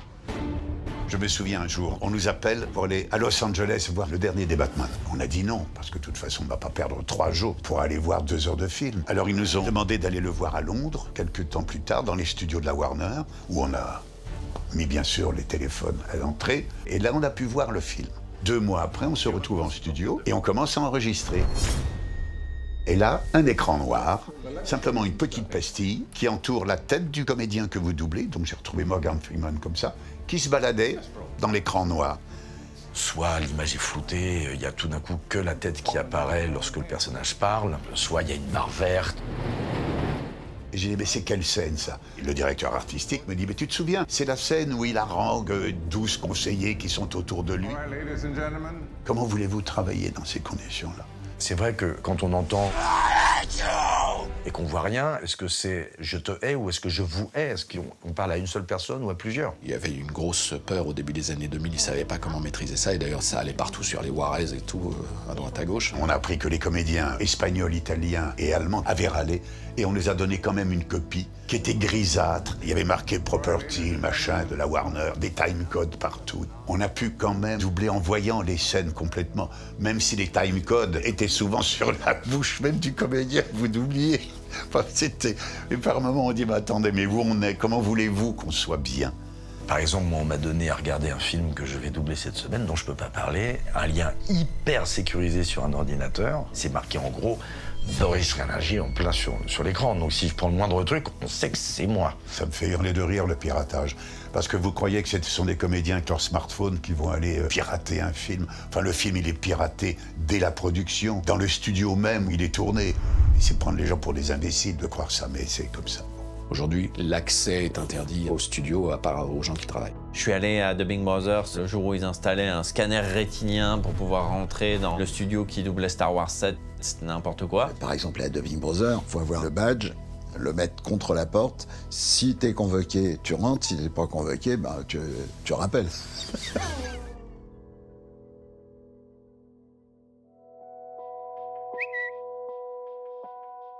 Le doublage, pendant longtemps, a été très mal vu. C'était dans le métier. Quand j'ai commencé, c'était encore un boulot de merde par rapport à une certaine intelligentsia. Les préjugés faisaient qu'on pensait que c'était des comédiens ratés qui se réfugiaient dans le doublage. C'était une activité honteuse dans mon travail de comédien. Je n'en parlais pas. Pas les pestiférés, mais presque. On a été les pestiférés. On nous avait mis à l'index de notre métier, mais moi j'y croyais fermement. Le mépris qu'on avait pour les acteurs de doublage, c'était que c'était des perroquets qui disaient des mots qu'ils lisaient sur une bande. La noblesse, c'était d'être sur scène, c'était d'être à l'image, c'était d'exercer son métier de comédien en tant que soi. Le doublage avait cette connotation forcément d'être derrière quelqu'un d'autre et d'utiliser le talent de quelqu'un d'autre. C'était donc une certaine condescendance un peu méprisante. Quand vous aviez rendez-vous avec un réalisateur, on vous disait « surtout ne dis pas que tu fais du doublage ». Ce que je trouvais ridicule. Alors que maintenant, c'est presque, tu diras bien que tu fais du doublage. C'est aussi ridicule de taper sur le doublage que de le vouer au sein des dieux du spectacle. Depuis l'arrivée d'Internet, il y a une sorte de fascination. Je suis même très étonnée que sur le net, il y ait tellement de fans. Salut à tous les amis. Fous le bordel dans mon kebab. C'est très à la mode, le doublage. Je suis un énorme fan de la VF. Avant, on ne parlait jamais des acteurs de doublage en tant qu'acteurs de doublage. On en parlait s'ils faisaient du théâtre ou du cinéma. Le doublage, bon... C'est même pas méprisé, mais on s'en foutait. On parlait jamais de nous, on ne nous montrait jamais, surtout. Avec le net, les voxophiles, ils se sont fait connaître et ils se sont regroupés. Des gens se sont aperçus qu'ils aimaient ça, et ils pensaient qu'ils étaient seuls et ils se sont aperçus qu'ils n'étaient pas seuls. Et cet intérêt explose aujourd'hui. Oui, maintenant on est un peu moins dans l'ombre. C'est quand j'ai fait ma première convention que je suis tombée des nues.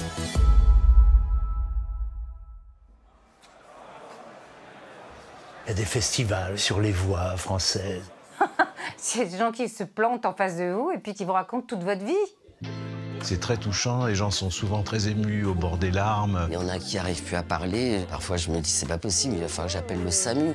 Et ils savent mieux que vous avez fait tel rôle dans telle série, dans tel épisode. Étonnant. Et oui, le mot, c'est « vous avez bercé mon enfance ». Quand c'est quelqu'un qui a déjà 60 berges, on dit « putain, merde, je suis vieux, alors moi ». Bon, ben, bref, ça, c'est autre chose. Que ça ait un tel engouement, je suis toujours magnifiquement et agréablement surpris. Ce genre de manifestation à laquelle j'ai participé l'autre jour, ça a tendance à me rendre pantois. Je vois tous ces gens qui n'ont pas l'air méchants, mais qui vivent ailleurs que dans la réalité. Et par les temps qui courent, je me dis qu'il faudrait de temps en temps les ramener à la réalité. Waouh! Ma nature a horreur du vide. Et là, je sens un vide sidéral.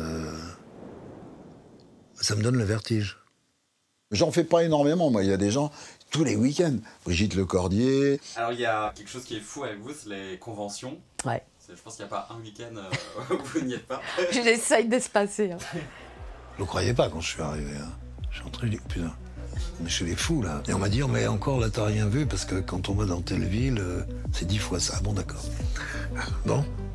Moi, mon but dans les conventions, c'est de rencontrer mon public et de le rendre heureux, tout simplement. Mais c'est beaucoup d'amour, beaucoup de liens, c'est incroyable. J'ai rencontré des Harry Potter, hein, un mec qui me dit, j'étais enfermé, mes parents me battaient, etc. Et mon seul échappatoire, c'était Dragon Ball. Et comme ce petit héros, il arrivait à s'en sortir, ben moi je me suis dit que j'arriverais à m'en sortir grâce à toi, toi. Et Et puis d'un seul coup, ça vous donne l'impression de vraiment servir à quelque chose. Et quand on dit que les artistes-interprètes peuvent être des marchands de bonheur ou des passeurs de bonheur, ça a un petit accent de vérité. Moi, ça me met toujours un peu mal à l'aise parce que j'ai pas l'impression d'avoir été la personne qu'ils viennent féliciter ou tout ça. Donc, moi, j'ai un peu un côté schizo par rapport à ça. En me disant, mais de quel droit est-ce que je prendrais la lumière de Brad Pitt ou machin, alors que c'est eux qui les ont fait rêver, c'est pas moi. Je crois qu'ils s'intéressent aux gens qui font du doublage parce qu'ils n'ont pas les vrais en face. Ben oui, il faut être sérieux. Il y a beaucoup de gens qui n'ont pas envie de vieillir, alors ils s'accrochent beaucoup à leur enfance. Et le doublage a une énorme part dans leur enfance, donc je pense que ça joue aussi. Alors, tu vas prêter ta voix à quel personnage? Je ne savais pas d'ailleurs qu'il existait des espèces de clubs de doublage amateur. Et c'est au doublage. Et donc on a fait des séances de doublage en live. C'est assez rigolo. Dans les conventions, il y a toujours un ou deux qui sont un peu lourds, quoi. Vas-y, refais-le, vas-y. Ouh, Pinès, t'as l'air d'aimer les Simpsons, hein. Délire. Bah, moi, je suis toujours avec mon nuage magique et mon Kamehameha. Des gens qui me demandent de faire des taux, des pinaises, etc. Moi, j'ai beaucoup de chance parce que comme j'ai doublé le rôle de Dory et qui a une perte de la mémoire immédiate, je dis, je m'en souviens plus, je me rappelle pas. Il n'y a pas une radio, il n'y a pas une conférence qui ne m'ait pas demandé ou un nuage magique ou un Kamehameha. J'ai pas la phrase qui revient en dehors du rire de Julia Roberts, mais comme c'est mon rire. Mais ça serait vraiment pas cool de ma part de dire « Ah, vous me gonflez, franchement, vous me soutenez tous les jours et en plus vous voulez que je vous fasse des Kamehameha ». C'est fatigant. On répond vraiment d'une façon très chaleureuse et sympathique à ce genre de demande parce que ça fait partie de la pop culture. Alors maintenant, j'ai trouvé le truc, je fais des groupements. Je leur dis, j'en fais un maintenant ou je vous en ferai un sur scène, c'est plus marrant d'ailleurs. Et je demande au public de m'envoyer un Kamehameha aussi. Ça nous fait une petite Genki Dama de...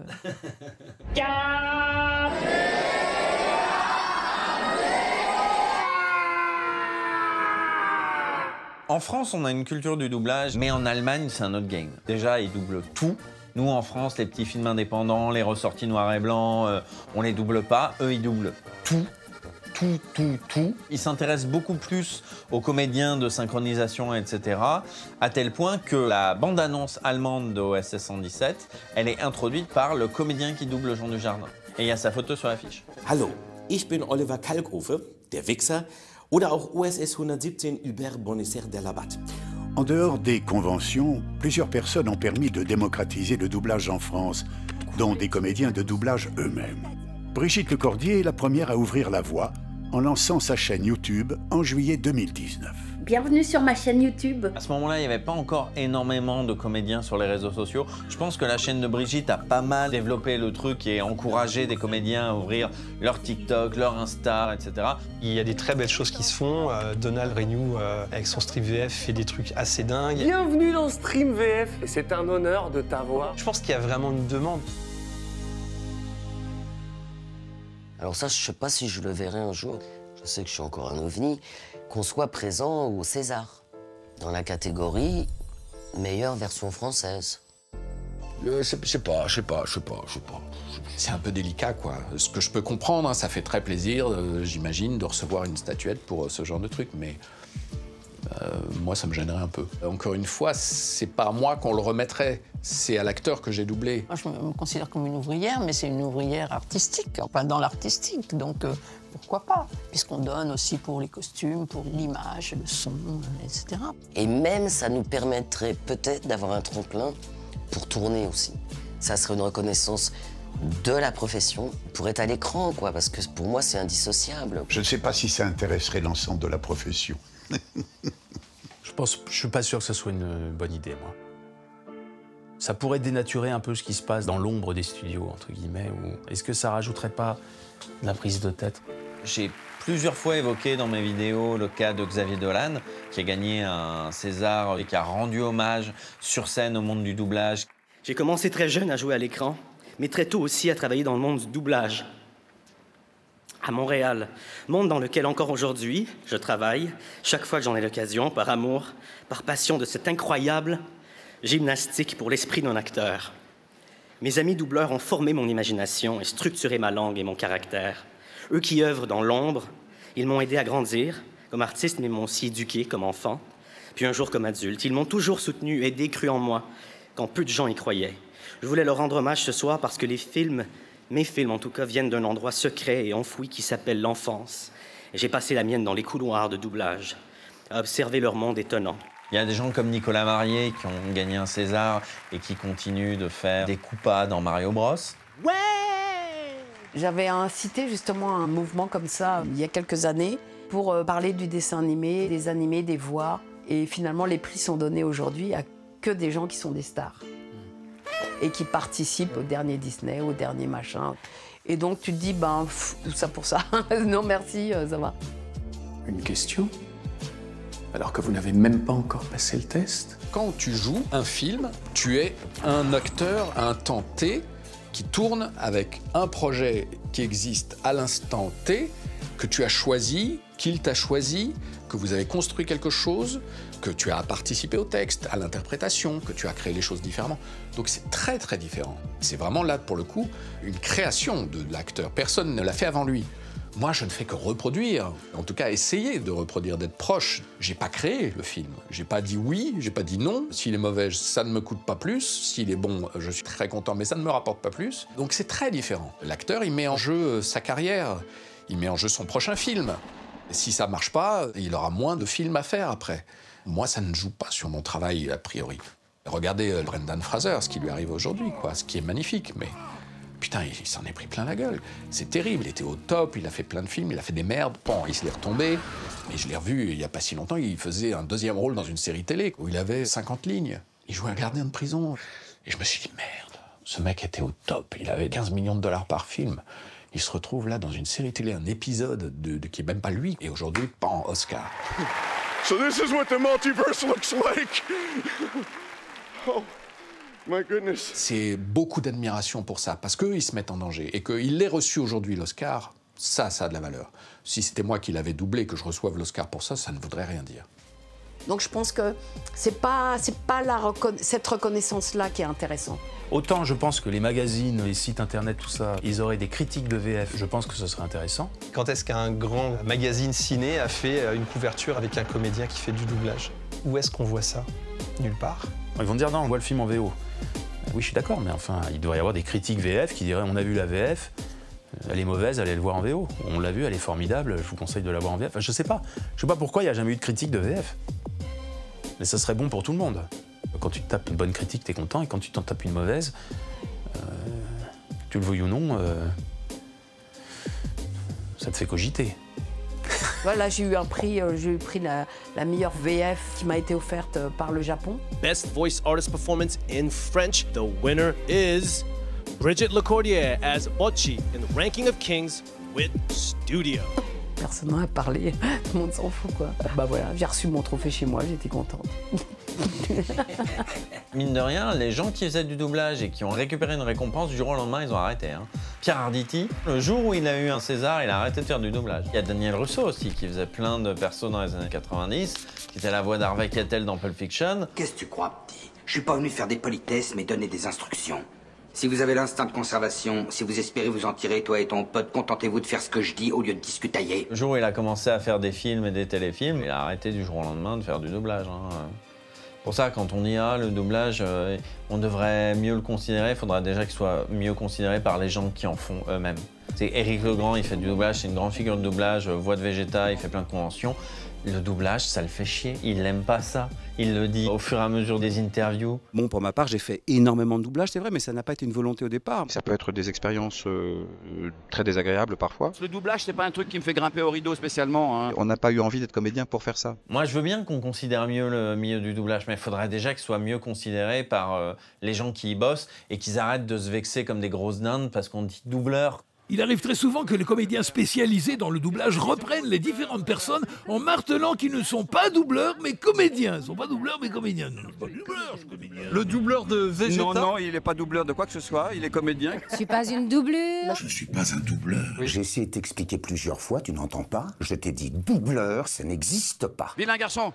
Excusez-moi monsieur, j'ai rien fait, je me fais taper. C'est bon, si tu veux qu'on considère mieux le métier du doublage, accepte qu'on t'appelle doubleur. Parce que déjà, ce serait un premier pas en avant. Parce que je sais que vous n'aimez pas le mot doubleur. En général, ils n'aiment pas trop ce mot. Non, peu importe. Peu importe. Ce qu'il faut, c'est le faire bien. Ah, c'est ça. Le mot, on s'en fout. Il y a un phénomène qui est de plus en plus présent dans les films d'animation, c'est le Star Talent. Ah, les vedettes. Tu peux me dessiner une cigogne? Et je vous présente mon grand ami. Ah! Je fais une crise d'angoisse! Quoi? Qu'est-ce que vous en pensez? Un grand silence. Quand ce sont des vrais acteurs, Il n'y a rien à dire. par exemple comme Elise Moon dans L'Âge de glace, c'est génial ce qu'il fait. C'est très bien, c'est son métier. T'as de beaux yeux, tu sais. En revanche, si on va prendre quelqu'un de connu mais pas comédien, Pourquoi prendre un joueur de foot pour faire 5 lignes dans Batman Lego, par exemple? là je trouve ça pas juste. Tout à fait, Hervé. Excuse-moi de t'interrompre car C'est pas le même métier, donc moi c'est vrai que je pourrais pas taper dans un ballon, hein, c'est pas mon métier, je suis pas animateur de radio ni de télé. Si Griezmann fait 2 minutes dans un film long métrage, mais pourquoi est-ce que moi je peux pas acheter une paire de baskets et puis jouer 15 secondes dans un match de Coupe du Monde, quoi? Je vais pas aller me prendre la honte à aller sur un terrain de foot. Je le mettrais même pas entre les lucarnes. C'est nul! Et si vous me prenez moi pour jouer au football actuellement, ça sera le même résultat. Qu'on soit star ou qu'on soit pas star, raconte-moi une histoire.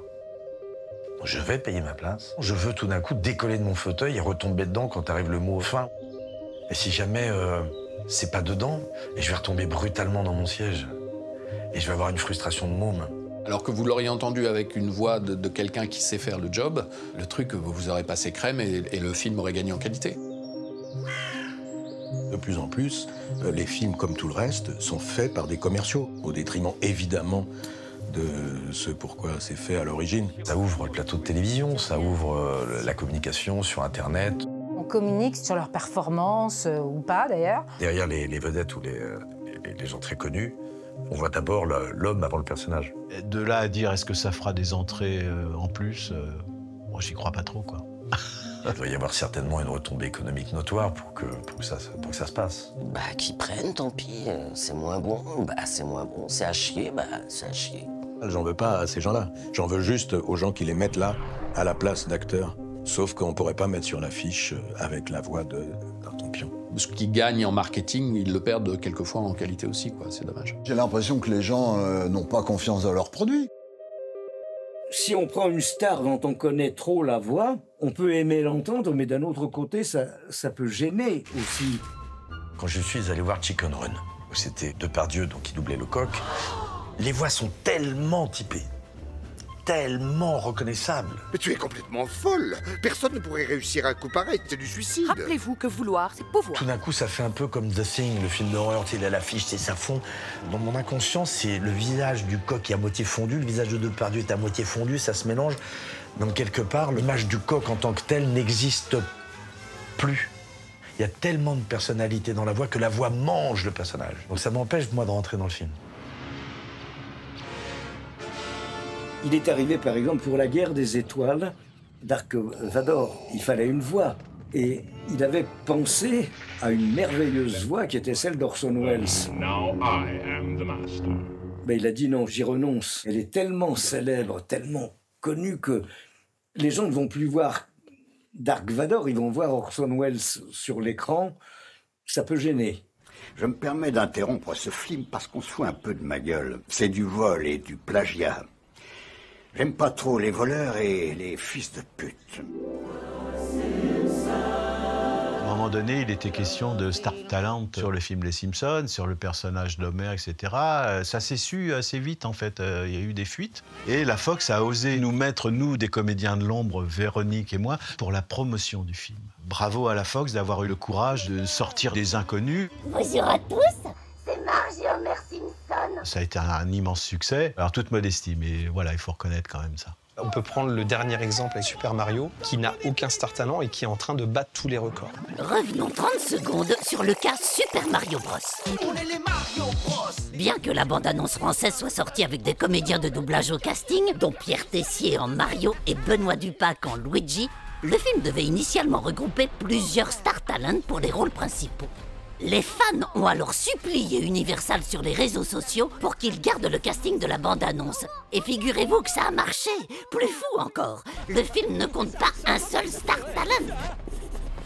Et cerise sur le gâteau, le doublage français a été reconnu par les fans comme l'un des meilleurs au monde. It's got to be my favorite one, definitely. Cette histoire, elle montre bien que la qualité de la VF, elle peut être magnifique si on laisse carte blanche aux gens qui connaissent ce métier et qui le font très bien. J'ai par contre des exemples du cas de figure inverse de certains acteurs français qui ont tourné dans les James Bond, par exemple. Et encore une fois, je ne citerai pas de nom par charité chrétienne. Léa Seydoux. Léa Seydoux. Léa Seydoux. On était censé quand même enregistrer les scènes ensemble. Et certains acteurs français ayant tourné donc dans les films, Eva Green. refusant hautement d'enregistrer avec moi, par exemple, préférant enregistrer tout seul. Ce qui est une aberration totale. Autre chose qui a disparu avec le temps, les accents hyper caricaturaux sur les personnages d'origine étrangère. En 2017, l'humoriste Harry Kondabolu soulève cette question en sortant le documentaire « Le problème avec Apu ». Oui, la polémique Apu, tout ça, c'est parti d'un comédien d'origine indienne qui a dû faire un documentaire en disant que Simpson lui avait pourri son enfance, il avait été harcelé, tout ça à cause de l'accent que le comédien américain avait donné au personnage d'Apu. What do I do now? I've been drummed out of my profession. I'm a disgrace. Even this babbling brook sounds almost like mocking laughter. En 2020, Hank Azaria, l'acteur américain ayant prêté sa voix au personnage d'Apu, décide de quitter la série avant de présenter des excuses publiques un an plus tard. I really do apologize. I know you weren't asking for that, but it's important. You know, I apologize for my part in creating that, in participating in that. You know, part of me feels like I need to go around to every single Indian person in this country and personally apologize. Et du coup, le personnage Apu, il a disparu de la série. En France, c'était Patrick Guillemin qui avait créé le personnage d'Apu. Apu. c'est qu'il est pas du tout heureux. Il lui avait donné un accent un peu portugais, je sais pas pourquoi. Il avait donné une couleur à ce personnage. Oh, je suis désolé. Tenez, prenez ces 3 kilos de crevettes congelées. C'était rigolo, on l'accepte comme ça, et puis voilà. Même si de telles polémiques n'ont pas éclaté en France, il y a quelques années encore, que ce soit dans la publicité ou au cinéma, certains doublages étaient teintés d'une pointe de racisme aujourd'hui nauséabonde. Super concurrent, il est super. C'est un sacré rigolo, lui. Super. Moi, j'ai eu un problème avec ça. Qu'est-ce que c'était, ce film? Où au départ, ils avaient demandé qu'on prenne un accent noir. Quoi? Je crois que ça a duré un jour. Puis après, on a dit, non, on arrête. C'est totalement ridicule. C'est vrai que la tentation, si on double un personnage asiatique, c'est de faire monter la voix dans les aigus et presque de prendre un accent. À éviter. Ça devient très vite péjoratif ou caricatural. Moi, je pense qu'il faut toujours se remettre dans le contexte de l'époque. Ce qui peut paraître aujourd'hui caricatural ne l'était pas à l'époque. Si t'en as marre de courir après la balle, retourne jouer à la marelle. J'ai doublé beaucoup d'accents russes parce que j'avais fait du russe. Et donc, je pense que mon accent était un peu caricatural. Mais bon, tout le monde trouvait ça très bien. L'accent russe, on sait pas, mais l'accent allemand, en tout cas, on adore. Comment osez-vous m'embrasser? Maintenant, il y a une chose qui est un peu ridicule, mais je la comprends, c'est qu'il y a des directives qui sont passées dans certaines majors qui demandent à ce qu'un comédien noir soit doublé par un comédien noir, une comédienne noire, voilà. Oui, mais bon. J'ai été interviewé par un journaliste américain et il m'a posé la question, il m'a dit « Qu'est-ce que vous en pensez de, par exemple, la voix de Morgan Freeman avec la voix d'un acteur d'origine afro-cubaine ?» J'ai dit « Mais si Morgan Freeman, lui, veut que sa voix soit doublée par un acteur de cette origine, je m'incline, il n'y a aucun problème. » Mais est-ce que le talent a une couleur? Je prends l'exemple de Invictus. Je n'ai pas été pris pour jouer Mandela. J'étais un peu outré, j'ai dit « Enfin quoi ?» Et on m'a dit « Mais non, regarde, tous les personnages qui entourent Mandela sont des Africains, de Pretoria, etc., etc. Donc, on est obligé de les faire doubler par des comédiens d'origine africaine et qui ont dans la voix cette couleur. Et là, ils ont pris un comédien de cette origine qui était très bien dedans. Ça fait pas un jour que vous êtes président et ils sont après vous. Ils sont en droit de poser la question. J'ai compris pourquoi, parce que là, il y avait une raison. Ça choque moins si d'un seul coup, on prend un comédien qui est de la vraie origine et qui a un accent naturel. On va pas se dire c'est caricatural. Moi, je trouve que la frontière est ténue. Je défends mon bout de gras parce que j'en ai pris beaucoup d'accents. Et aujourd'hui, je n'aurais pu le refaire.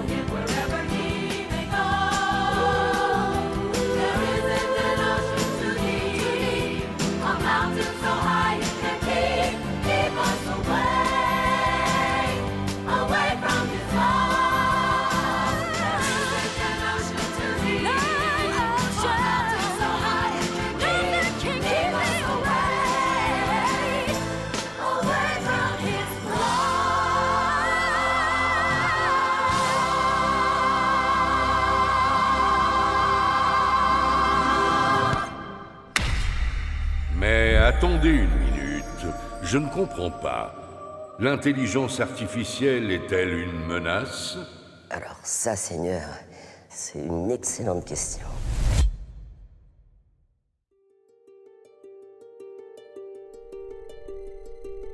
S'il y a quelque chose qui peut ne plus exister, ou en tout cas bien diminuer, c'est que les voix artificielles vont débarquer, un de ces quatre. L'intelligence artificielle ne cesse de progresser, donc de faire des ravages. Ça devient extrêmement violent, là, ce qui se passe. Il faut reconnaître que la prouesse est sidérante. Les résultats sont absolument époustouflants. Je crains que ce soit un combat perdu d'avance. Future victime a annoncé les comédiens qui doublent les films, les séries, et demain, des voix générées par de l'intelligence artificielle pourraient remplacer les doubleurs français sans même que l'on s'en rende compte. On ne peut pas s'opposer à l'existence de ça. Mais que faire? Ça va être très, très, très compliqué. Le simple fait d'accepter le vocable d'intelligence artificielle. Pour moi, l'intelligence, elle fait du vivant. Au lieu de dire intelligence artificielle, il vaudrait beaucoup mieux dire imitation artificielle, ce qui serait beaucoup plus juste. En dehors de la traduction, l'intelligence ou imitation artificielle permet désormais 2 choses dans la création d'un doublage. Elle arrive à retrouver le timbre de voix original de l'acteur et à le traduire dans toutes les langues du monde. Et plus incroyable encore, elle peut modifier le mouvement des lèvres des acteurs afin d'obtenir les bonnes labiales dans la langue traduite. And it's all my fault.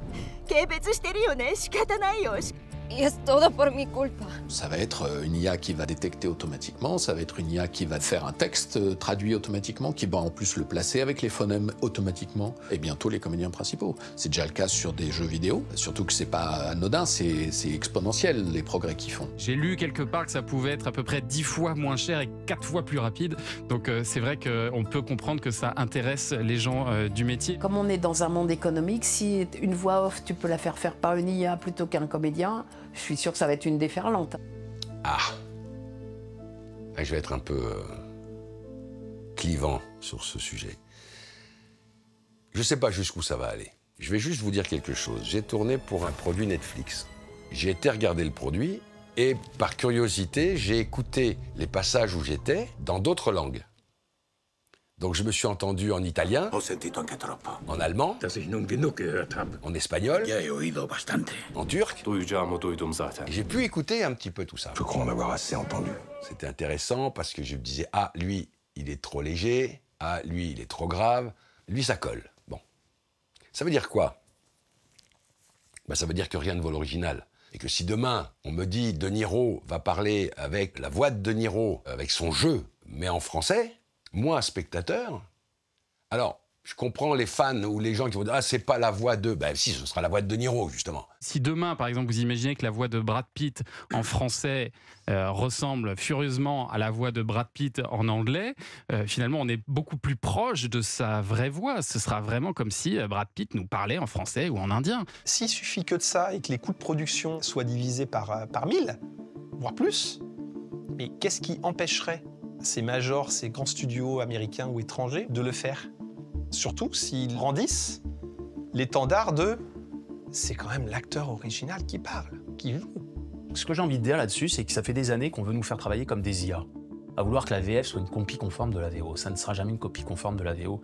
Et à mes yeux, ça n'a aucun intérêt. L'intérêt, c'est de transformer ça en version française et que ça parle aux Français. Alors, à force de nous faire travailler comme des IA, on sera remplacé par des IA. Si on veut être dans la balance entre les voix artificielles et les voix humaines, il faut que les voix humaines soient nettement supérieures. Si on me demande de faire du copier-coller, oui, je serai battu par une IA. Si on me demande d'ajouter ma personnalité à moi, pourquoi le même acteur doublé par 2 acteurs différents, ça va pas donner tout à fait la même chose? Parce que chacun y apporte ce qui fait ce qu'on est, notre être. Peut-être demain, c'est l'intelligence artificielle qui va remplacer les artistes du doublage. Il y a une responsabilité incontestablement des pouvoirs publics, ça c'est clair, et il y a une responsabilité des artistes. Sinon, ils seront dépossédés. C'est le combat qui a toujours eu lieu. Dans le cas d'une chose qui apparaît comme un progrès, il faut que le progrès soit maîtrisé. On n'a jamais oublié que la machine est faite pour servir l'homme et pas l'inverse. Je pense que d'ici quelques mois, grand max quelques années, ce sera légiféré. On ne peut pas rester sur une situation aussi floue. J'ai peur et pour ça, il faut légiférer. Il faut qu'une loi soit créée. Il faut absolument faire intervenir les pouvoirs publics compétents. Et pas naturellement au niveau national, car les frontières n'existent pas, mais au niveau européen et probablement au niveau transatlantique. Et quand je dis transatlantique, ça veut dire aussi de l'autre côté du Pacifique, avec la Chine en particulier. Mais j'ai souvent l'impression qu'on a affaire à des gens qui nous disent qu'il est urgent d'attendre, quoi. Je suis pas dans l'acceptation. Dès l'instant que je crois qu'il y a quelque chose à faire, je pense qu'il faut le faire. De toute façon, c'est pas nous qui allons décider. C'est pas le public français qui va dire « Oh non, non, non, rendez-nous les voix françaises !» Non, non, non. Non, si ça va arriver des États-Unis, vous aurez le produit clé en main, et voilà, c'est comme ça. Comment vous voulez lutter devant de telles entreprises? Et voilà, ce sera peut-être la fin du doublage. Ils vous disent. On est prisonnier. Alors là, vous avez beau descendre dans la rue, ça ne changera rien. C'est fini, c'est terminé. On est foutu, là. Mais quand je vois le doublage qu'on fait dans les séries, dans les téléfilms, aujourd'hui, je serais l'acteur original, je dirais, c'est quoi ce que j'entends là? Voilà, peut-être que l'acteur original, il dit, attendez, moi je m'en fous, moi qui me double, je vais entendre ma voix, Je veux entendre mon jeu. Si ça s'arrête, tant pis. Une page se tournera. Ceux qui ne font que du doublage, eh ben, ils feront autre chose. Et qui de mieux placé qu'une intelligence artificielle pour nous dire ce qu'il va se passer? Il est difficile de prédire avec certitude ce qui se passera dans 50 ans en termes de technologie de doublage et d'intelligence artificielle. Cependant, même dans un avenir lointain, il est peu probable que l'IA puisse remplacer complètement les voix humaines dans le doublage, car la voix humaine offre une expérience plus immersive et authentique pour les auditeurs. En somme, il est peu probable que l'IA puisse remplacer complètement les voix humaines dans le doublage, même dans un futur lointain. Ça sent le pipeau, ton histoire. Le pipeau. C'est pas l'idée de la perte de l'emploi, c'est pas ça. Il y a ça, mais c'est pas que ça. C'est le fait de... Moi, quand je lis un livre de Camus ou de quelqu'un d'autre, il y a un bonhomme qui l'a écrit. Il faut que ça reste œuvre humaine, enfin, me semble-t-il. Reste à savoir si nous continuerons à utiliser l'image et la voix de défunts pour de nouvelles créations, ce qui ouvre un vaste débat. Il y a un débat d'éthique qu'il faut avoir par rapport à ça. Ça ne va pas toucher que le doublage, ça va toucher 80% de la société. Elle est dangereuse pour tout un tas de choses. C'est ça qui est terrible. Peut-être qu'il faut aussi freiner un peu des deux pieds en se disant est-ce que c'est bien de créer ce monstre? Nous verrons bien ce qui se passera. Il faut être optimiste parce que sans optimisme, bon, on peut tout arrêter tout de suite. Mais en tout cas, il y aura toujours de la création. C'est ça que je crois, moi. Est-ce donc le début de la fin pour le monde du doublage? Seul l'avenir nous le dira. Je tiens à dire merci à toutes ces personnes qui ont permis de me faire rêver pendant mon enfance et à me donner accès au cinéma grâce à leur travail. Le doublage français a pour réputation d'être le meilleur au monde. Et c'est sûrement vrai. Puissent les générations futures connaître à leur tour l'éclat d'un âge d'or. Et que ces artistes de l'ombre continuent le plus longtemps possible à nourrir notre imaginaire. On recommence. Et enfin, est-ce que le doublage est un art? Oh. Ouais, un art... Je sais pas, c'est compliqué. Oui, sans doute quand même. Je m'attendais pas à une question comme ça. Pour vous, est-ce que le doublage est un art? Mais bien évidemment. Ah oui, je crois. Ton artisanat. C'est une technique d'abord. Ça peut devenir un art quand on approche de la perfection. Mais au départ, c'est une technique. Je ne saurais pas expliquer pourquoi, mais c'est un art. On ne donne pas des gros coups de pinceau, on peut donner des choses très fines. C'est la vie aussi. Ça dépend qu'est-ce qu'on met derrière l'art. Après, on en vient toujours à cette question quand on est en terminale en philosophie. Ouais, qu'est-ce que l'art? En tout cas, est-ce que c'est facile à faire? Non. C'est un art parce qu'il faut être comédien, il faut interpréter des choses, il faut donner des sentiments. C'est savoir pénétrer le visage d'un acteur qui est une confusion totale et qu'on ne se pose plus la question. Bond, James Bond. Ne passerez pas Vers l'infini. On n'est pas, entre guillemets, force de création.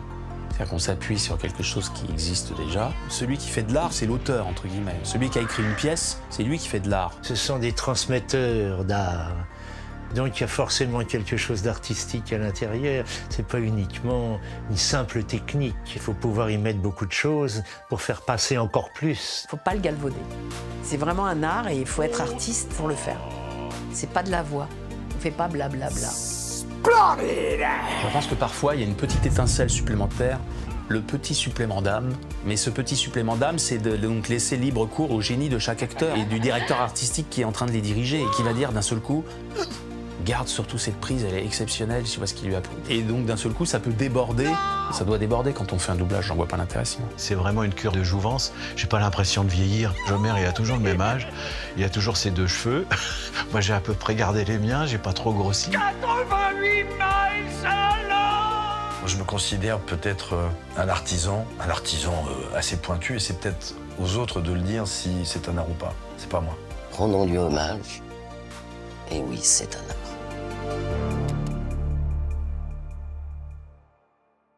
Pourquoi on a l'amour de ce métier, ou la folie de ce métier? C'est parce qu'on a tout le temps des projets. Ce qui est derrière, c'est derrière.